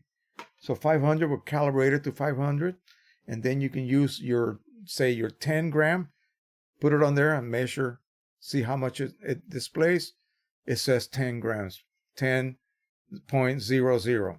So I cannot ask for anything better than that. That's about as accurate as it's gonna get. What else will we use the scale for? Pro 10 cartridges. Again, that is a blind refill process, just like this.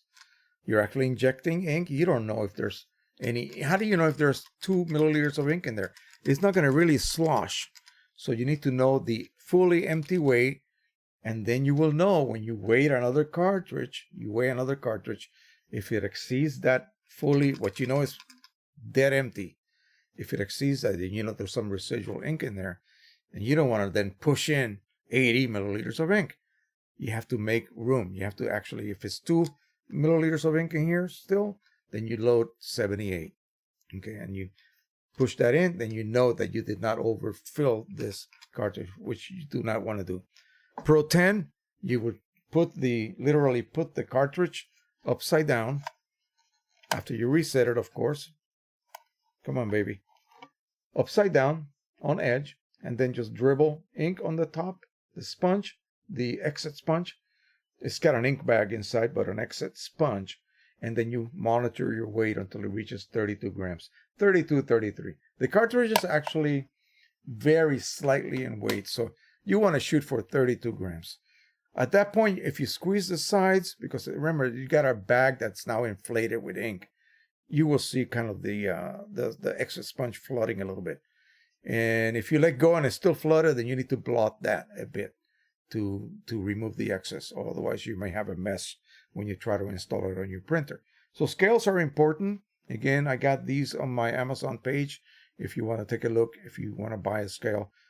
By the way, you guys shop Amazon? Don't bookmark Amazon.com. Bookmark Amazon.com /store/Jose Rodriguez.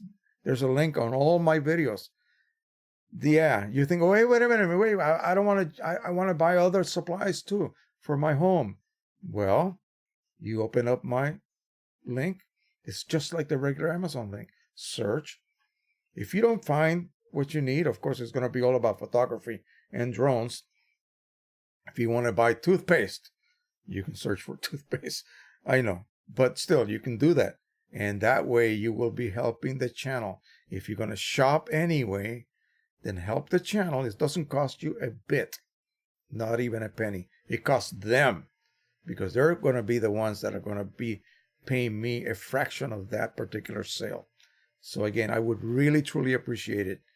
Yes, I often get super chats and all of that on the live stream, but that's not really necessary. That's only if you feel like you're getting some good information. Sure, I will accept a super chat. And I accept, PayPal donations. I've gotten a couple of this past week from viewers. So I really do appreciate that. So But Amazon is where it really pays off, because if you're an Amazon shopper, you can just save my link, bookmark that link. Okay, it's on the descriptions of every video that I put up. And also there's a link on the channel main page. So make sure you do that. Amazon shoppers out there, use that link and you will be helping the channel. The more you shop, the more you help the channel. Okay, that's just my plea for that. Again, it's painless because you're going to buy from Amazon anyway. I buy a lot of stuff from Amazon, but I cannot be using my link. They don't let me do that. And I'm almost afraid to ask my son, daughter, and husband to do that, because they may link it as being related to me. I don't know. So again, yeah, I would be making a lot of money if I was having them use my link, because that's all they do. But anyway, I'm just asking you guys, when I tell you about a product, some kind of tool, some kind of this or that, spray, paper, whatever, sample pack, they're all available in the Amazon affiliate page that I have a link to. Okay? And I can go ahead and possibly post that on the chat. They'll let me do that, I believe. Let me make sure that I do have it. Oh, they're going to have me log back on again. Let me make sure I do it correctly. I just want to show you guys what I do have available. Okay.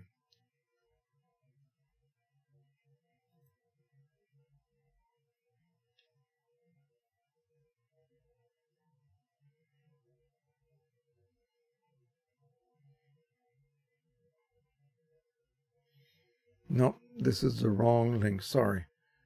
Let me just look it up again.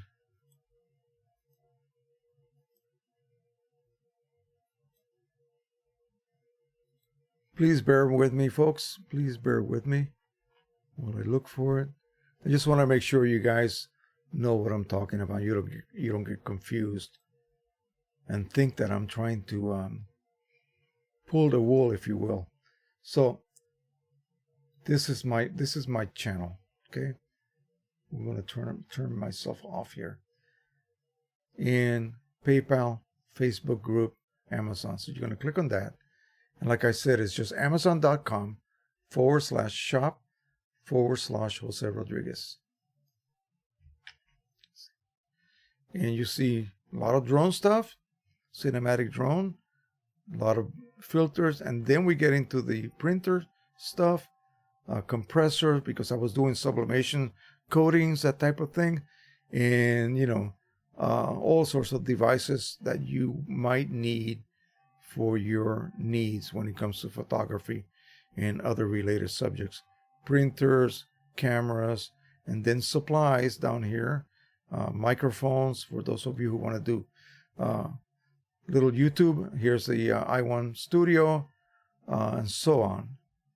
All sorts of stuff. But, hey, I don't see what I need. Jose, you don't have a link to what I need. Well, that's not a problem. Well, anyway, but keep taking a look. Okay, take a look here. We have sprays. We have the weight set for your scale, for calibrating your scale.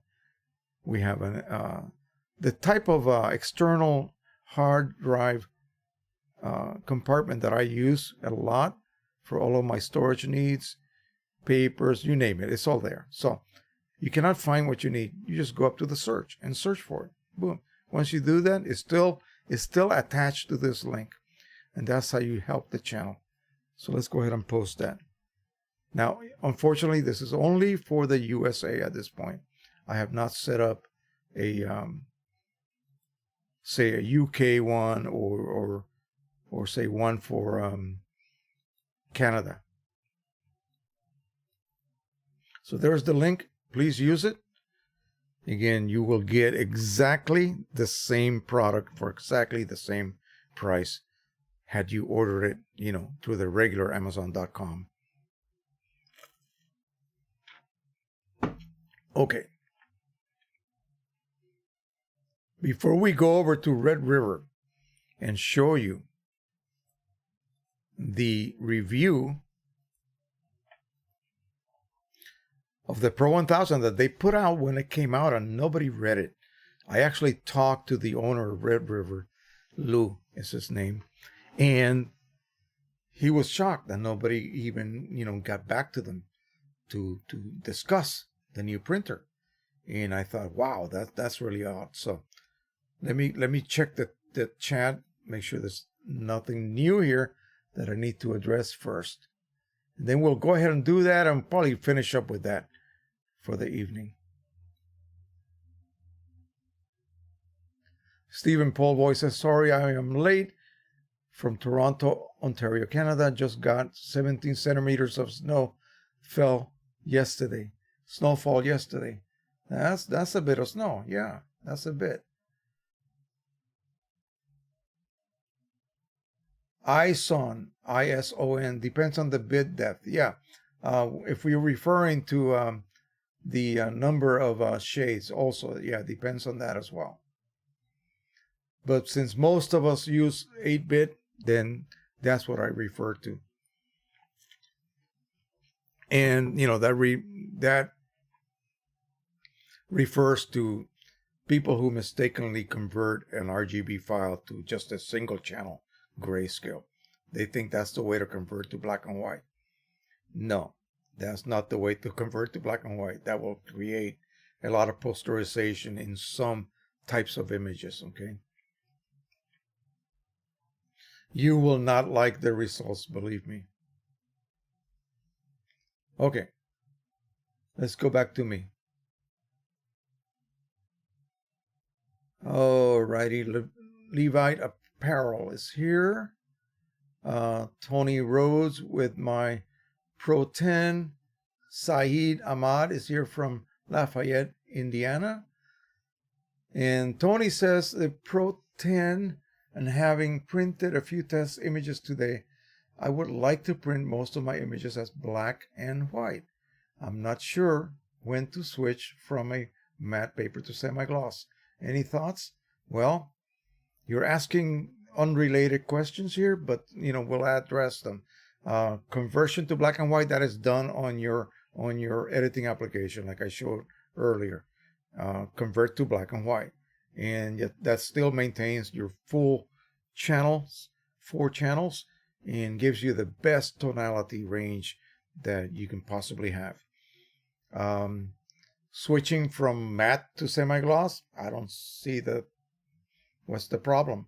You just switch. Remember that the Pro 10 will only use matte black when you have a fine art paper choice chosen, not your regular photo matte paper that uses photo black ink, and so your blacks are not going to be as dense as possible. In the Facebook group, I have a profile that I made that will allow you to print on normal matte paper, which will use photo black still, but this profile extends the range a little bit so that you will get somewhat deeper blacks than you normally would with just the OEM profile. It's really meant for Canon photo black, for Canon photo matte paper, and I believe it was for OEM inks also. So you can try it even if you're using Precision Colors inks, because they're so close anyway. But that profile will allow you to get a little bit more contrast, if you will. Otherwise, it's going to be kind of dull if you just printing with a normal matte paper choice, because it's not going to trigger the use of matte black ink. Okie doke. 1066 Internet. Image mode grayscale is where the other setting is. Well, you don't want to use that. Okay, that'll basically turn it. That would be great for like documents. Okay, that would only be great for documents, not for imaging. Again, you don't want to do that. You really do not. Okay, use black and white mode in your Canon printers. On Epson printers, advanced black and white. You still retain your full RGB information. That's the key. I see no point. I mean, if like I told the guy, listen, if you're getting the results that you want, you are correct then. I'm wrong. That's it. Just continue doing what you're doing. As long as you're satisfied, perfect. That's the way to go then. But you're still wrong. Okay. He should be getting neutral results using the proper setting. Okay. Something else is going on, I suspect.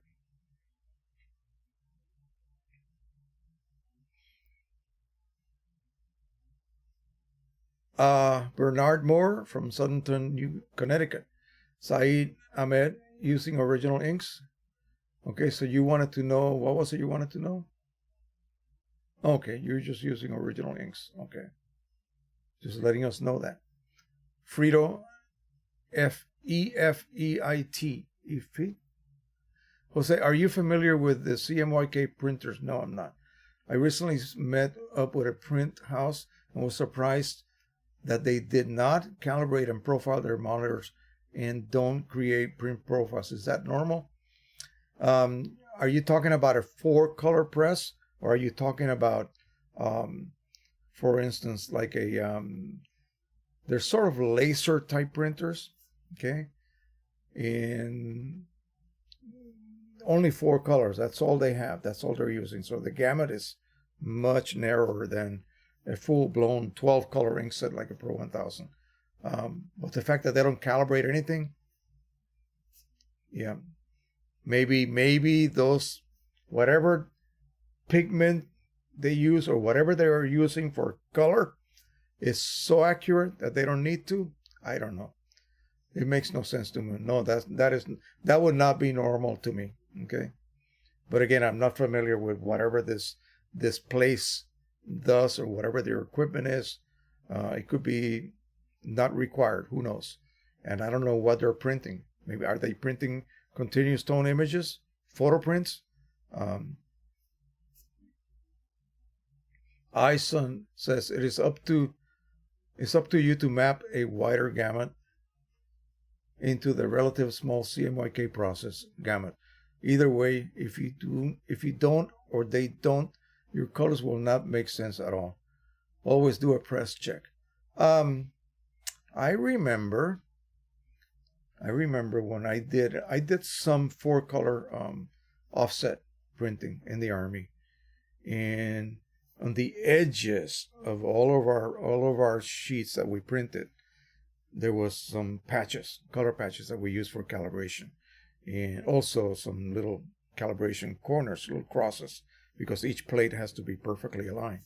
But yeah, I remember us referring to those. There was no such thing as densitometers or colorimeters or anything of the sort. This was 78 when I did that. So maybe, yeah, around that time. So we did it with our eyeballs. Okay, so the fact that these people are not doing anything like that just kind of is a little mind-boggling. Nick Santoleri. Hello, Jose. Has anyone out there installed a WIC firmware on the P800? I have trouble bring the printer to firmware upgrade mode. I haven't done it. Did you follow the... I assume, of course, that you follow the instructions given. And I just don't know why it would not. Then, be careful, please. Don't screw up your printer trying this, okay? You might want to contact that whoever handles that website, chiplesssolutions.com, and see if they can help you. I am thinking they are not an English speaking group, okay? So be aware of that. But if anyone here has done it and they're here on the panel right now, go ahead and share your results. I know people who have successfully done it, yes, and they love it. Frito says, yes, 4-color press. Yeah, so that would be very limited as far as the gamut goes. Magazine covers and stuff, even though it looks good to you, it's really very compressed as far as the gamut goes. Not as good as it would be with a good quality, 12 cartridge photo printer, which now Epson printers have that as well as Canons. So let's go ahead and look. Okay, wait a sec. Oh boy, we're getting lots of comments here. Yes, each plate or negative actually is a few degrees offset. Okay, you're talking about offset printing. Yeah. You use a screen, you create a halftone negative that will be equivalent to a yellow plate, a magenta plate, and a cyan plate and a black plate. And you offset. That's why they call it offset printing. You offset each screen. The screens already come with the grid already offset, so you don't have to rotate them. You just create your negative with that particular screen. And each screen will be specific to a color, and that color will be already set at a specific angle, grid angle. That is old technology. That is very old stuff. Tony Rhodes says, I am unsure of the process. Matte paper seems to soak ink where gloss or semi-gloss does not. Would you tend to switch between gloss and matte depending on how much black was in the image? No, you switch to matte. If you print on matte paper, you choose matte paper choice. Okay. There's no need to print on matte paper using a glossy choice. Yes, the ink densities will be different because each coating requires a certain degree of density.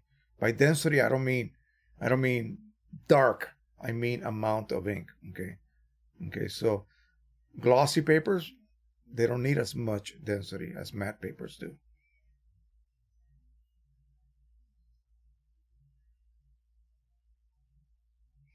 Nick, you couldn't find a contact? Let me look into that. Yes, Ison, it creates a moire pattern. Yes. And it creates it's all like when you look at a clump of dots created under a 4-plate offset, situation, a print, you will see a beautiful array of dots. And it doesn't, when you stand back, it doesn't create a pattern. It is just amorphous. Okay. If the angles are not correct, then you will introduce a pattern, a moire pattern. Otherwise, you do not. Let's go over to Red River. So here is the report that they made for the Pro 1000 when it came out. And as you can see, what makes this printer great is that if I was printing, say, on a watercolor inkjet coated paper, I could print images like this, graphics. I could print whether they were created in something like Adobe Illustrator or whether they were photographs of a painting that were basically more graphic-like rather than photographic looking. In other words, it wouldn't be as continuous tonality. It would be more graphic-like. This printer just hits it out of the ballpark. It creates really great results. So let's go ahead and quickly go through the items here. And then I'm going to show you the last couple of items that I think are important for us Pro 1000 users. Okay. Believe it or not, it became available in October 2015. My gosh, it's 4 years old already. Almost 5 years old. Yeah, almost. It is a successor of the long since discontinued IPF 5100. That I did not know. It was Canon's first 17-inch printer in years. The Pro 1000 is a professional and prosumer level photo fine art inkjet printer. Features 12 individual cartridges using the Lucia pigment ink system. The inkset uses 11 colors and chroma optimizer. 80 milliliter capacity. Of note is the printer ability to use both photo and matte black inks without a switch or purge process. Hello, listen, Epson. You hear that? Yeah, this saves considerable time and money in the long run. Pigment inks are designed to be stable over long periods of time, allowing prints to be displayed under proper conditions for many decades. Canon boasts a broad color gamut, 19% larger than the Pro 1. That I did not know. And ultra deep black density. Let me go back. I'm going to discuss something with you guys that you may not know, and I'm sure they're not going to, tell us about it here. I forget the name of the person. He's British, and Canon and Epson just bring printers to him to review, and he's got a lot of reviews on online as well as on YouTube. And so he discovered by basically weighing the cartridges that even when you're printing on matte media, which in this case does utilize matte black ink, unlike the earlier versions, like the Pro 1 will still use photo black ink on matte paper. You would have to switch over to a fine art paper choice that is also matte in order to trigger matte black, which is ridiculous. Okay, now what he discovered was this, that even though he's printing on a matte media and triggering matte black ink, the printer's also using a little bit of photo black. Okay, that intensity of the ultra deep black density is because of that. It's utilizing not only the photo black, which is a denser black ink anyway, but also adding on top of that a little bit of photo black ink. Okay, otherwise the photo black cartridge should not be dropping in weight, even though you're just printing with supposedly matte black ink. Okay, now what about when you switch over to glossy? It's also using a little bit of matte black ink, as well as the main use of photo black ink. The Chrome Optimizer takes care of any kind of problems adding a little bit of matte black to the mix would have cost. Even if you were to, without it, you might see a gloss differential in your very darkest tones where photo black is used, but on top of that, a little bit of matte black is used as well. The Chrome Optimizer that you apply will take care of that. Interesting. That I did not know until I heard the report or read the report from this gentleman. I'm going to get his name. I'll tell you guys who it is sometime in the future later. Just the fact, 17-inch wide photo and fine art quality inkjet printer. Can print 4x6s up to 17 by 47-inch sheets. This new printer, if you buy it new, I think they upgraded this report, will probably come with that upgraded firmware. Okay, so there you go. It's right there in black and white. 11 colors plus Chrome Optimizer, matte black, photo black, blah, blah, blah, blah, blah, blah, blah. It goes through all the colors. Again, 11 of them. Printing technology, Fuji, photolithography, inkjet nozzle engineering. That's a mouthful. MSRP $1,299. Ink costs about $60 per cartridge. $60 for 80 milliliters of ink. And rating is suggested by for photo and fine art printing needs. The prep. The contents of the Pro 1000 shipping box include document kit, ink tanks full set. The MC20 maintenance cartridge is user replaceable. That is important. You will never lose your printer because you have internal ink pads that are full. You can just replace the cartridges yourself, just like you can on the P800 and any large format printer. Power cord and printhead. Printhead is a user installation, I guess. Unit. You install it yourself, and you better do it correctly. The printer ships wrapped in plastic, blah, blah, blah, blah, blah. And it gives you the physical size, 28.5 by 11.2 by 17. And it is a whopping 70.5 pounds. And here's a shot of the lineup of all of the cartridges and their codes. And here's the internal system right here. This is what feeds the Pro 1000 as well as the Pro 1.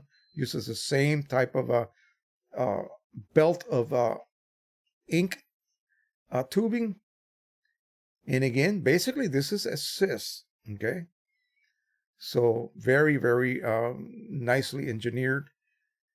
Driver installed, blah, blah, blah, blah, blah. You go through the various processes here. You have management tools. You have quick utility toolbox, media configuration tool, accounting manager, device management control, console, color calibration tool. All of these special tools that you can install. And then it can connect to your computer in high-speed USB 2, Ethernet, PIC bridge, wireless LAN, or wireless LAN, IEEE 802, blah, blah, blah, blah, blah. Okay. Paper feed option. You have two options. The rear auto feed tray, which is really the top feeder, okay? They call it the rear feeder. And that just suggests that you can, load several sheets of paper and send a print job without having to feed it one single sheet at a time. And then your rear manual slot, which is for thicker type papers. And here it gives you the thickness in mils.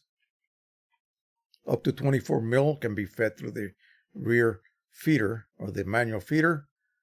The top auto feed tray is typical Canon, solid design.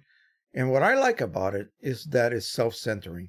Okay, Epson printers force you to align the paper to the far right. And that would be a little bit difficult if you get a paper that is kind of awkward size, and it may end up maybe skewing a little bit. Whereas the Canon, by self-centering it in the very center of the printer, basically the feed area, it tends to hold the paper a lot straighter and reduces the chance of skewing. So it gives you some suggestions of papers that they produce for these two categories here. Now, rear tray, 1 to 50 sheets of paper, depending on the media thickness, of course. And again, it just talks about the mechanism and so forth. Now, the rear one is a single feed slot. You're going to insert the paper until you cannot push it any further. That will then trigger a sensor to identify it. It will then pull it in a little bit, and if you open up the top lid, you will be able to see the paper emerging beyond the platen, and then it will be kind of it'll attempt to align it a little bit if it needs to, and then it will either reject it or allow you to continue printing. You can go on a Windows driver tour and a Mac driver tour, and we're going to talk about this in a second. I'm going to give you my little rant about this. Control panel in the front of the P1000 Pro 1000 allows you to access a number of features, including ink display, printer settings and maintenance, Wi-Fi setup and control, and color calibration. This is what you see on the LCD panel. Those of you who do not own a Pro 1000, you can have a look right here and see what that looks like. And you know what? Let me put this link for you guys to have it right here. I'm gonna just load it, and there you go. Now you can save that if you wish to examine this so-called review at a later date. Color calibration. You will find color calibration on the maintenance menu. Canon recommends running the calibration when the printer is first set up, and then run it quarterly to maintain best performance. Remember that. Auto maintenance settings. This is what I wanted to share with you guys. You will find it under various settings, device settings, and then auto maintenance settings. Control the automatic nozzle check. Now here's a something that I still do not get. But it says part of the magic that keeps your Pro 1000 from clogging. It can be shut off to save ink and time. So what is automatic nozzle check anyway? Automatic cleaning cycles? What is it? What exactly is it? I thought automatic nozzle check was this. Let me go back to me so you can see me and hear what I'm trying to say here. I thought automatic nozzle check pertained to this. High-end Canon printheads have nozzles that are not used. Those are redundant nozzles. You only use the exact number per color, but you have extras. It's like spares sitting on the sidelines, being ready to be brought into service when the printer sees that a nozzle is no longer capable of performing. To me, that's what auto nozzle check is. It's checking automatically for nozzles that are not performing properly and then replacing them with redundant nozzles that are not being used. This happens on the fly. You will not know this is happening. You will not know that you had a bad nozzle and now it's being replaced. You will know when all the nozzles are used up on one particular channel. That's when you have to replace that printer. That's what's happening to that other guy with the IPF 6450. That's exactly what's happening. Those printheads used up their nozzles, period. That's it. All right, so if they're talking about something else, maybe they also misunderstood what that setting is for, okay? I shut mine off just to see what's happening. I'm going to test it to see. The printer will clean itself from time to time. Let me go back so you can follow me. The printer will clean itself from time to time as yet another clog prevention technique. You can adjust the frequency from standard to short. I saw that. Did they mean actual frequency? In other words, how many times those cleaning cycles occur? I don't know. We'll see, because I have both of those two settings activated. Leave it at standard unless you encounter frequent clogs not cleared by the automatic system. I don't know what they're talking about. The automatic system is what takes care of everything. So I don't know what this other, leaving that on standard or short. What does that mean? Short to me means less time. Standard to me means a longer cycle. I don't know. You might see this issue in low humidity environments. Well, that's not me. So anyway, firmware update. Get the most out of your printer by running the firmware update every 3 to 5 months. Updates are infrequent, but when available, there is a compelling reason. If one is available, allow your printer to update itself. A Wi-Fi connection is the easiest method. I don't think so. Not when you're refilling, folks. Again, until someone else has been able to tell me that it doesn't make a difference, okay, then I will go ahead and update my firmware. At this point, I'm just happy with what I have. And I have one of the very oldest ones. All right, black inks. Photo black ink used with papers that have reflective properties. Glossy, semi-gloss, satin, luster. Matte black ink used with all non-reflective papers. Matte papers and most cotton fine art papers. Gray and photo gray. So we were trying to figure out what the gray and photo gray shades possibly compare to. So I have some OEM Pro 1 inks. The Pro 1 uses 3 grays, okay, which is superior to the Pro 1000, but somehow the Pro 1000 has greater gamma than the Pro 1. Anyway, whatever. Photo gray and gray, how do they match to my dark gray, gray, and light gray that the Pro 1 uses? That I would like to know. Nobody seems to know that. All right, quality settings. You have draft, you have standard, you have high, and highest. So they have introduced highest. And all that means, like I said, you cannot print more than 600 dots anyway. Okay, that's what Canon printers are limited to. But you can overlap dots. So you can create in 1 square inch, you can actually create maybe 28, like whatever, 600 times 4, 2400 by whatever. And again, those are just overlap dots. They're not really true resolution per se, but it does help in the ability to produce a very continuous tone, very gradual gradations, if you will, or transitions in your images. I would not print to highest. In fact, I don't believe you can access highest when you're printing with matte media, because I think there's a limitation to that, because matte media will cause wicking of the dots, and they'll just become all blurred, if you will. They will not be distinct dots any longer.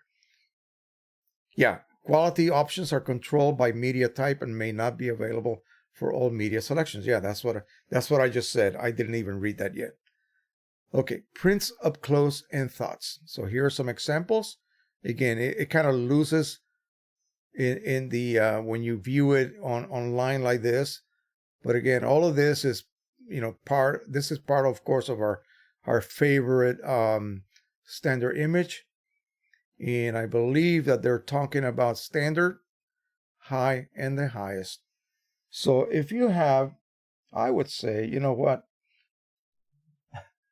I still see not much of a difference. You guys can take a look at this on your own and tell me what you see as far as difference. This print that I made back here, this is done on standard, not high, because I wanted to check to make sure that my head alignment was correct and it's not causing any banding. You would absolutely see banding right here. For some reason, cyan tones, sky colors, they show banding like that, okay? I don't know why, but you should see banding here if my head alignment was not perfect at this point. So I am laying down ink and I'm advancing exactly the right amount so that the next pass does not overlap or create a gap. Okay. These over here as well. Standard. Standard. All of them standard. And I don't know whether you can see how well edited this image is. I can see it because I'm here and you're there. The sun is a perfect white circle, and then right outside that edge is where the yellow begins. Perfect. Pro 1000, okay? Standard printing, again, just to check, make sure the alignment is correct. And I did that before I did the alignment. So the fact that I did an alignment maybe was a moot thing to do, but you need to do that every once in a while. So it is highly recommended that you do that. Print speed, image to the right was printed in Ultra Pro Satin and Pro Luster media settings from a rocket ship speed window computer over wireless network.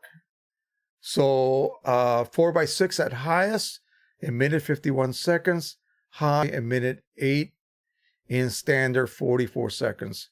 And it gives you all of the times for various quality settings. So 13x19, you can see that standard 3 and 15 seconds, and highest will take a whole 8 minutes to print. Another thing that they are not going to discuss, but I will. Oh, shoot, I didn't even show you guys. What am I doing? Getting flustered here. Here are the times. So highest, 4x6, 1 minute and 51 seconds. High, minute 8 seconds. Standard, 44 seconds, and so on. You can see, this is where you see the huge difference. Standard, 3:15, high, 5:13, and highest 8 minutes for a 13x19. If you're not in a hurry, then it really doesn't matter. Borderless capabilities. So this is what people want to know. What size can I print borderless? Only your standard sizes that are available in your drop-down menu of your printer. Nothing you create using a so-called custom size will be able to be printed borderless.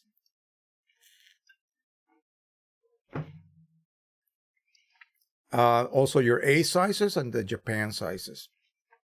So this is it, 4x6, 5 by 7, 8 by 10, 8.5 by 11, 13 by 19, 18, 17 by 22, 10 by 12. That's unusual. I didn't know that. 14 by 17. That's odd.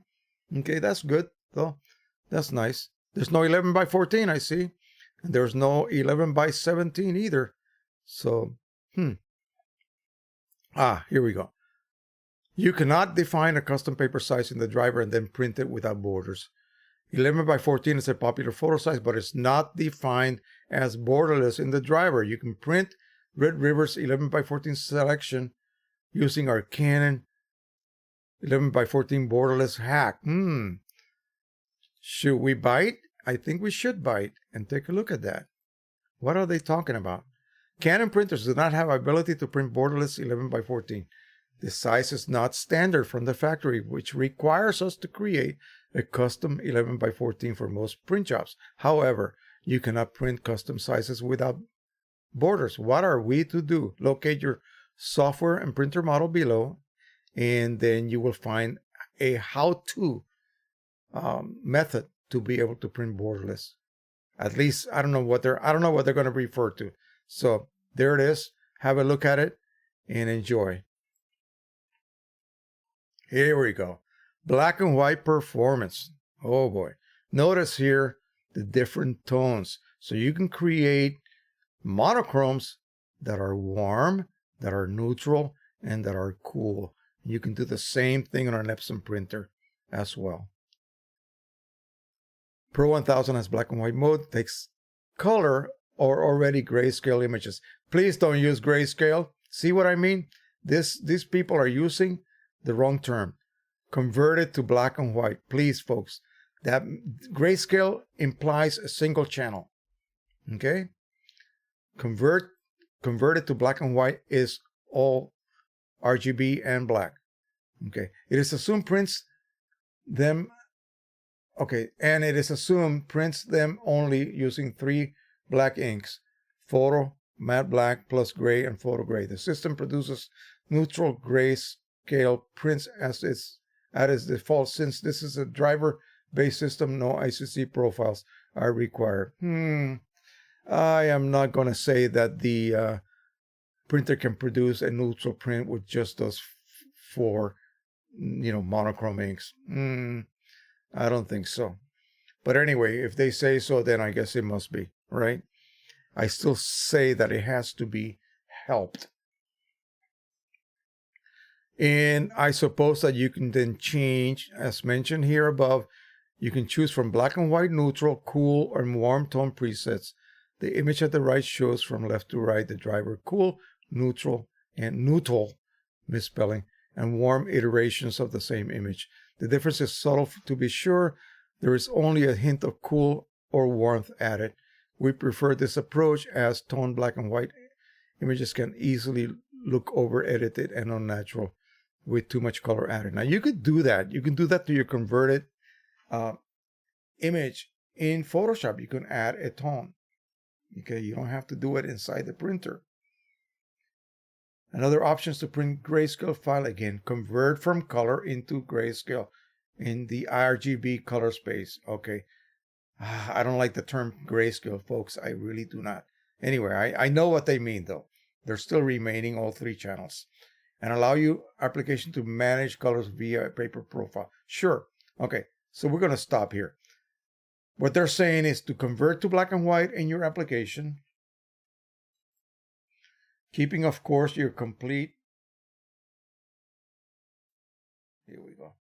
Keeping, of course, your complete set of channels, so you get the highest number of shades of color, hue and density and so forth, but printed using an ICC profile. Now, is that going to be better or worse? Well, I did a long time ago, I did a couple of videos demonstrating just that, okay? I took a converted to black and white image, still RGB, and I printed it with a custom black and white, a custom profile in black and white, okay? So I kept it in RGB mode, and I printed with an ICC profile. Again, the printer driver thought I was sending it a color image. That's all it thought. and it was able to print a very neutral, beautiful print. I then chose advanced black and white. This was with the Epson printer, the P800, when I had the P800 still running on OEM inks. And this time I used advanced black and white, and I used the settings that they recommend. It does not use an ICC profile at that point. It takes my black and white converted image and prints it. Yes, it was better. Yes, it was better. My RGB through an ICC profile had somewhat compressed dark tones all the way to black. I made sure that I had a black point and a white point on my image, just inside those two extremes. Okay, it took the first 6 or 8 shades of black and sort of plateaued them at the bottom of the curve, so they were more compressed than they should have been.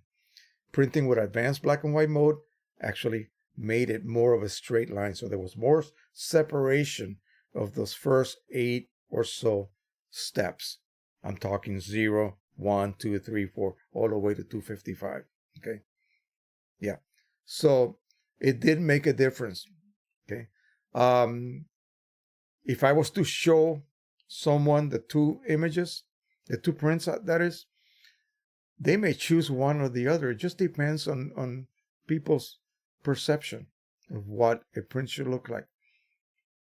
But technically, the advanced black and white mode produced a more technically correct rendition of that file. Okay, it did not compress the shadows. It separated them. It did not compress the highlights. See, what happens is a typical tonal curve. It's like this. I'll start. It's like this. So black, and then slowly rising up to the grays. So these grays are compressed, and then straight lines sort of along the midtones, and then the highlights are plateauing again. So after 245, right about that point, they start to plateau and they start to get compressed. There's not much separation of the highlights. There's not much separation of the shadows. But apparently printing through, I haven't done it on the Canon yet. I'm going to do that. I promise you guys, I'm going to do that on the Pro 1000. I want to see what I can get.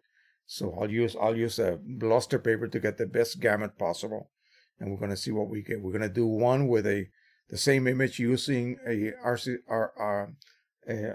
ICC profile, and then the second image just using black and white mode. We'll see what we get. We'll make a comparison. If it's a good result, I'll make a video on it. Okay, I'll show you guys how to set this up as well. All right, I think that's enough of that. Let's see what else is there. Conclusion. They do have a conclusion here.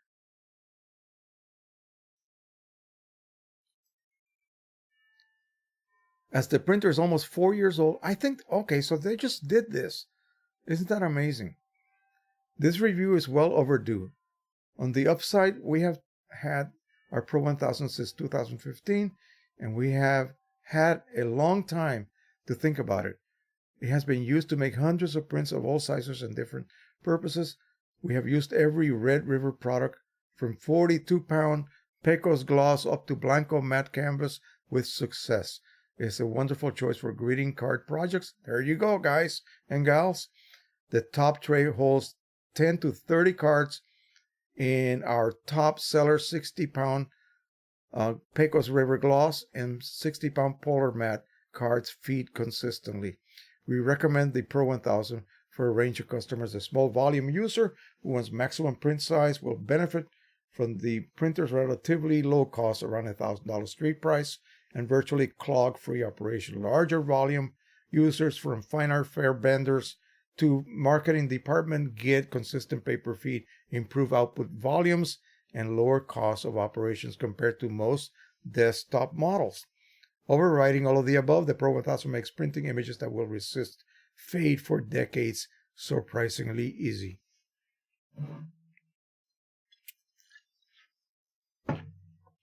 Here we go. Positives or pros. Robust and error-free auto-loading paper feed. Single sheet paper feed option is easy to use. Bold and true to life color saturation. Good economy and cost of operation. That can be, neither here or there. There's some folks that really would complain about that. And again, it's all about how you operate this printer. Long-term fade resistance and better than lab quality output. Yes, better than lab quality output. Quibbles or cons. Cost of operation is higher than the Epson P800, the primary competitor to the Pro 1000. It should and could, at a minimum, match the economy of the P800. I wonder why. The cost of printing reports from the Epson P800 and Pro 1000. Black and white driver system would be improved with better contrast and black density. Okay, so we're going to be testing that. So we'll see what that, produces. And here is a video about inkjet. Their inkjet papers that you can look at your leisure and see what you think. All right, let's go back to the chat. See if there's any more questions. If you guys have anything at all you need to discuss, just let me know and we'll take care of that for you. We have Kurt Jet gave us a super chat here. $5. Thanks for all the information you provide. Appreciate it. Thank you so much. Tony Rose, thank for your help. Very much appreciated. Speak to you soon if that is okay. Yes, of course. Anytime. Okay, so it is almost about 10 minutes to 7 o'clock, which will be the normal 3-hour time period. Let me tell you what happened today, drone-wise. I bought a refurbished unit, another Bebop 2, and this thing is not working. In fact, it dropped from the sky today on its own. So, again, it's not that I am inexperienced. Let's just put it that way. This thing is not good. I'm going to return it and get a replacement. So, again, I'm still working on, once the weather gets better, we'll be doing some more aerial photography, and I'll show you some tricks as to how to process those particular types of images that it produces. You need a good copter to be able to do that with a very good camera. And of course, my Parrot and Afi is tops for that. So that gives you 21 megapixel DNG files that you can edit. You can extract every bit of detail out of them. Huge dynamic range on them and able to produce fantastic images. So that is what we're going to be concentrating on once the weather gets better. But I got to get in contact with the seller and tell them what happened. So anyway, if that is all we have for the evening, then I'm going to go ahead and say good night. Again, hit me if you have anything else right now, please. Ison says, yes, I know, I'm 53. I have worked in the commercial printing and pre-press for the last 35 years.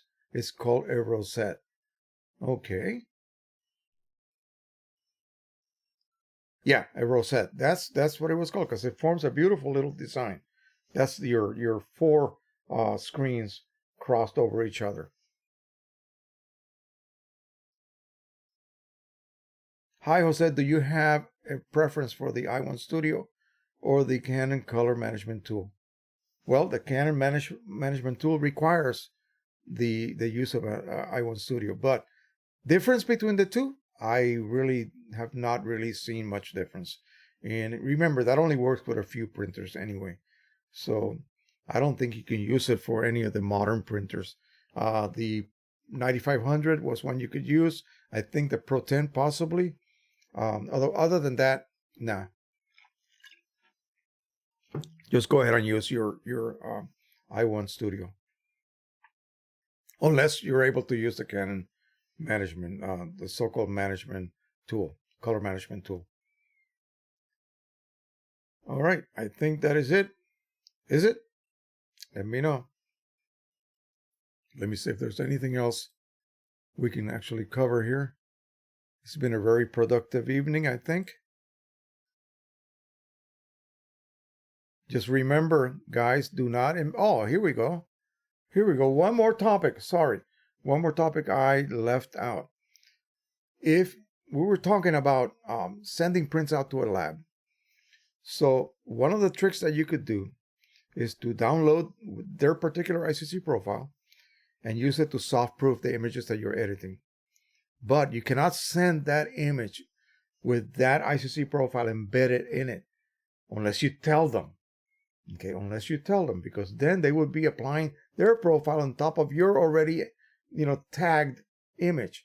So what you do is you edit while still in soft proof mode, so you get what you wish, your image to look like.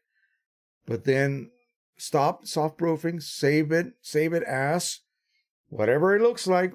It might not look correct to you when you stop soft proofing. Okay, you send them that image. Then they will apply their profile, which is the same one you use when you soft proof, and your image will look like you saw it on your screen, assuming, of course, you guys, both ends are calibrated.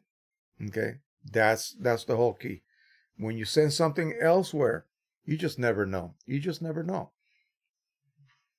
If you are printing your own, then what you do, if you want to tag it, if you want to print it directly from your soft proof mode, you can do that. You don't have to get out of that mode. Just edit it so that it looks correct to you. And then when you print it, use that ICC profile you use for soft proofing. You're not going to tag it.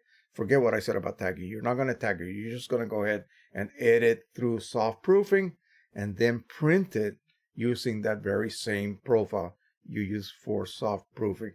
But you can edit, you can adjust your image one way or another, because when you apply that soft proof through that particular profile and you set your so-called rendering intent to one of the two choices, either relative or what's the other one? Gosh, perception, something like that.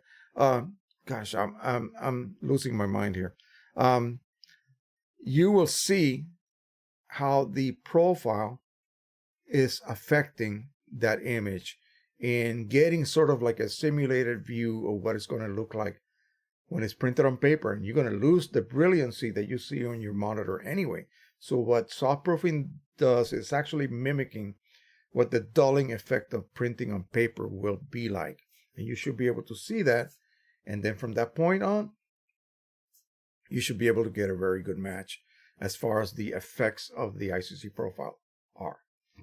Or that paper, for instance. So you're going to, if you apply a profile for a given paper, then all of the attributes of that paper will be mimicked on top of that image. So it'll be like looking at the image through a magic filter. So that filter will show you, well, what it's going to look like on paper. It's going to be duller. Your blacks are not going to be as black as they look on your monitor.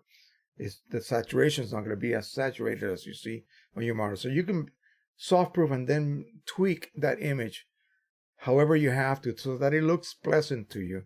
And that will more than likely then match what you get out of the printer a little bit even closer than you normally would without soft proofing.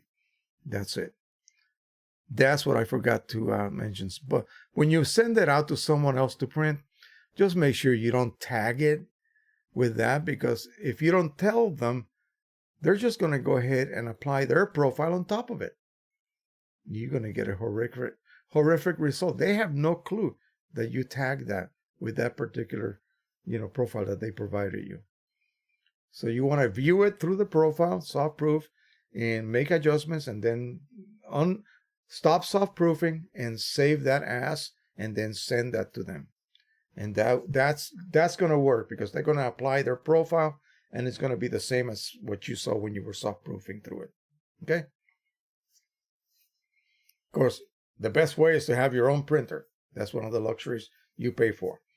Okay, so that's why I say, well, yeah, it's a pain in the neck to have to care for your home printers. It's a pain in the neck to have to babysit them. It's expensive. I have to perform this and that. Well, so do they. They have to perform all sorts of maintenance. Every morning they run cleaning cycles to make sure that their printers are clear. Every morning they run nozzle checks. Every day they realign the printheads. Okay, if they're really a good lab. Okay, in my darkroom lab, I work for the president. Okay, so in the 80s, so we did all of the publicity photos, all of the photo shoots. We did all of the Arlington Cemetery ceremonies. Those prints had to be perfect color-wise. And they were wet prints. So every morning, a guy would show up at 5 in the morning and he would calibrate everything. Okay. He would run the processor to make sure that the processor produced the standard image correctly. Okay. Yeah. If it was a little bit off, maybe you needed to replenish the machine with some fresh developer. That's how, and it was iffy. Okay. Everything was iffy. You had to redo those tests. And during the day, the machines would automatically replenish themselves. But because developers can oxidize very quickly, exposure to air, they have like floating covers on the trays, on the tanks, that is, that keep air contact pretty much to a minimum. And so they will still deteriorate after sitting over the weekend, for instance. So Monday, they would have to come in and replenish the developer and any other chemical that have grown weaker per se, because of, and then after a month or so, you flush everything out and start fresh again. So yeah, we did a lot of pre-maintenance before the rest of us technicians would show up and begin printing our assignments. So the same thing with a lab that does inkjet printing commercially. They have to do all of that before they begin to do the jobs for people, because the results from yesterday have to match the results today. And it's easier on inkjet printing. On wet lab, no, it's very difficult, because things are happening to those chemicals during that long weekend, especially on a 3-day weekend. Yeah, Monday was a hassle. Tuesday was a hassle, and you had to do a lot of adjustments. So let me see what else we got here.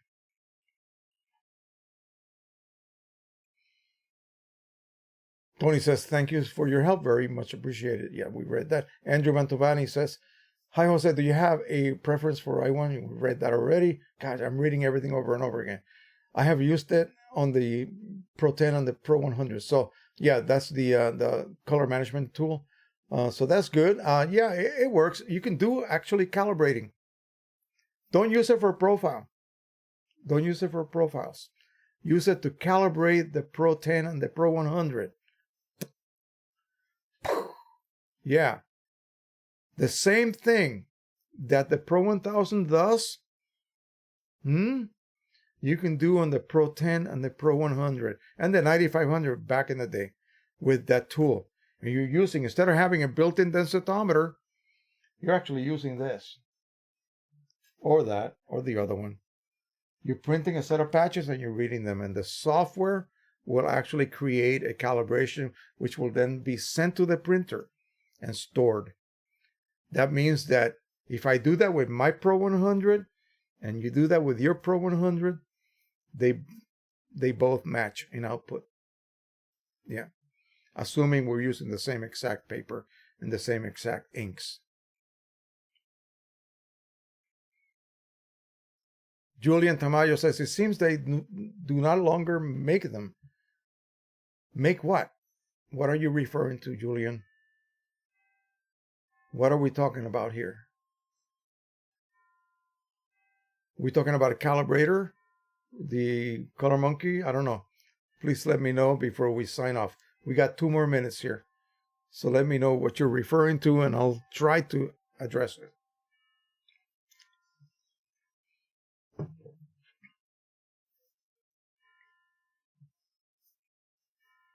Come on, man. Tell me.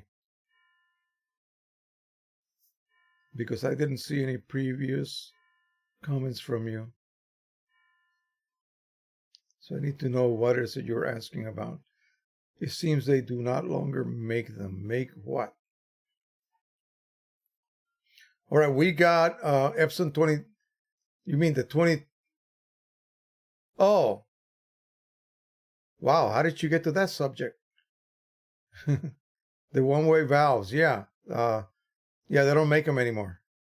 They don't make them anymore. Somebody was selling them, and somebody gave me an address, email address. I mean, not email address, but a URL for their website, but they're gone. I mean, these printers are now pretty much non-existent. So, yeah, RJ Tech, yeah, RJ Tech stopped selling them whatsoever, and then someone else, is what I'm saying, was selling them, and that's no longer the case. I actually sold all my supplies to some other person because I no longer needed them anyway. None of my new Epson cartridges can be modified with those valves anyway.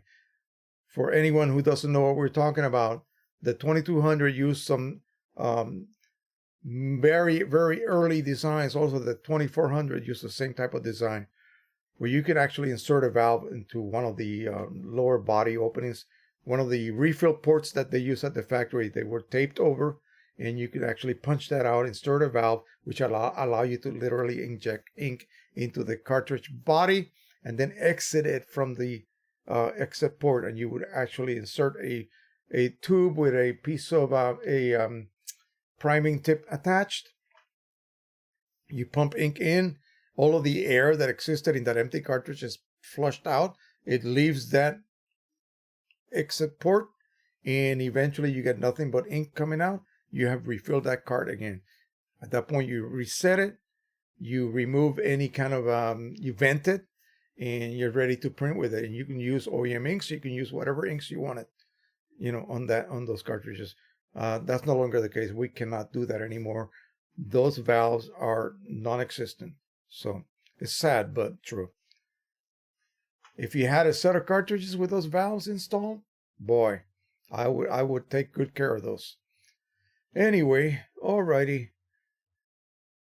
So what I'm going to do is I'm going to go ahead and do some dedicated videos on some of the subjects that we discussed for you lucky few that were here with us tonight. Again, the rest of the folks that don't usually come to the live stream will be able to see those subjects discussed in video this week. And again, I hope I have some time to do that. This is a very busy week. We both have doctor's appointments coming up, and watching Nathan and all of that stuff. We got school, tutoring, and we do a couple of projects for the county, the needy in the county, and all that stuff. So maybe by the evenings is when I'll have some free time. Julian says, I found a site in England that seems to have them. Well, you have it, share that with us. I mean, I will share that with the group, because there's a few of us still have 2200s. I don't have them anymore, but there's some people that have them in 2400s. Also, the cartridges were able to be modified with those. So go ahead and post the link if you have it here. I'll wait for you before we get off the air, if you will, and we can share that with everybody. If you haven't hit the like button yet, please do so before we say goodnight. That will show the powers that be that you guys are actually enjoying this, and it will give a little bit more notoriety to the live stream, because live streams are treated totally different than regular videos. Even though they become videos in a few hours, they'll be regular videos, but live streams are promoted as a little bit differently. You have that site, Julian?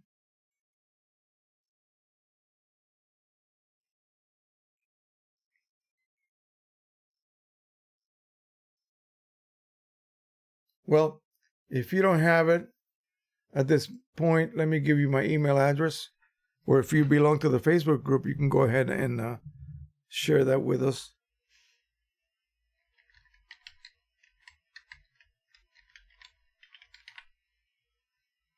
Here's my email. You can go ahead and send it to me at your leisure, and I'll look into it. I mean, it was a great product, and it did work as described. It really did work. I know I did a very, very long video on that, and too bad that, even though, no, don't put it here. Just send it to me. I'm sorry. I forgot that, yeah, you're being blocked. Just send it to my email address, and I'll go ahead and let everybody know in the group. So for those who have that type of cartridge, actually, the cartridges this printer uses can actually be modified as well that way. They have those two little ports on the underside. Okie doke. I think that's about it for the evening then. Let me reset my music here. And we'll see you guys on the fly. Refill supermarket, okay? Let me do a quick check on Google.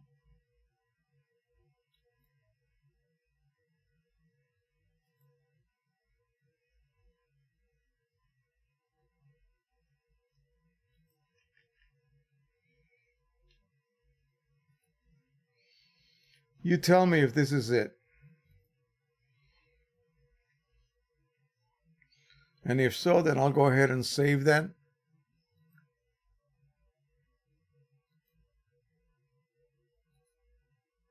All right, it is saved.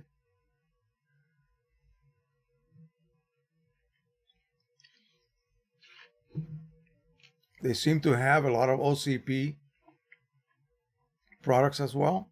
And again, so did Arjet Tech. They were the US distributor for the German OCP inks. I think that's what they were called, OCP.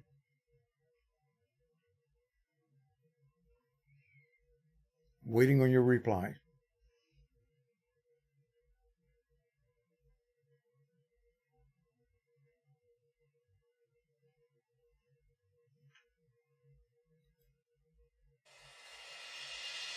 All right, we're going to go ahead and say goodnight. Till the next time.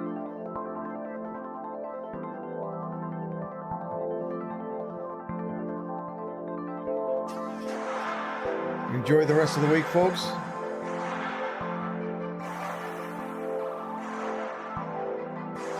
me lower the volume. This is very loud. So just keep your eyes open on the okay, he's got a different link right here. Go ahead and click on that and open it up. Yeah, that's the same one. All right. Fantastic. Thank you so much, everybody, for being here with me. Spending all that time that you could have been having fun elsewhere.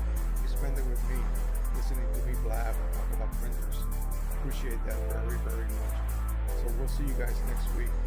Keep printing, keep flushing, keep doing everything you need to do to maintain those printers top working order. And enjoy what you have, because that is a luxury that is just indescribable. The feeling you get when you see your work coming out of that printer is indescribable. So we'll see you next week. Happy printing, everybody.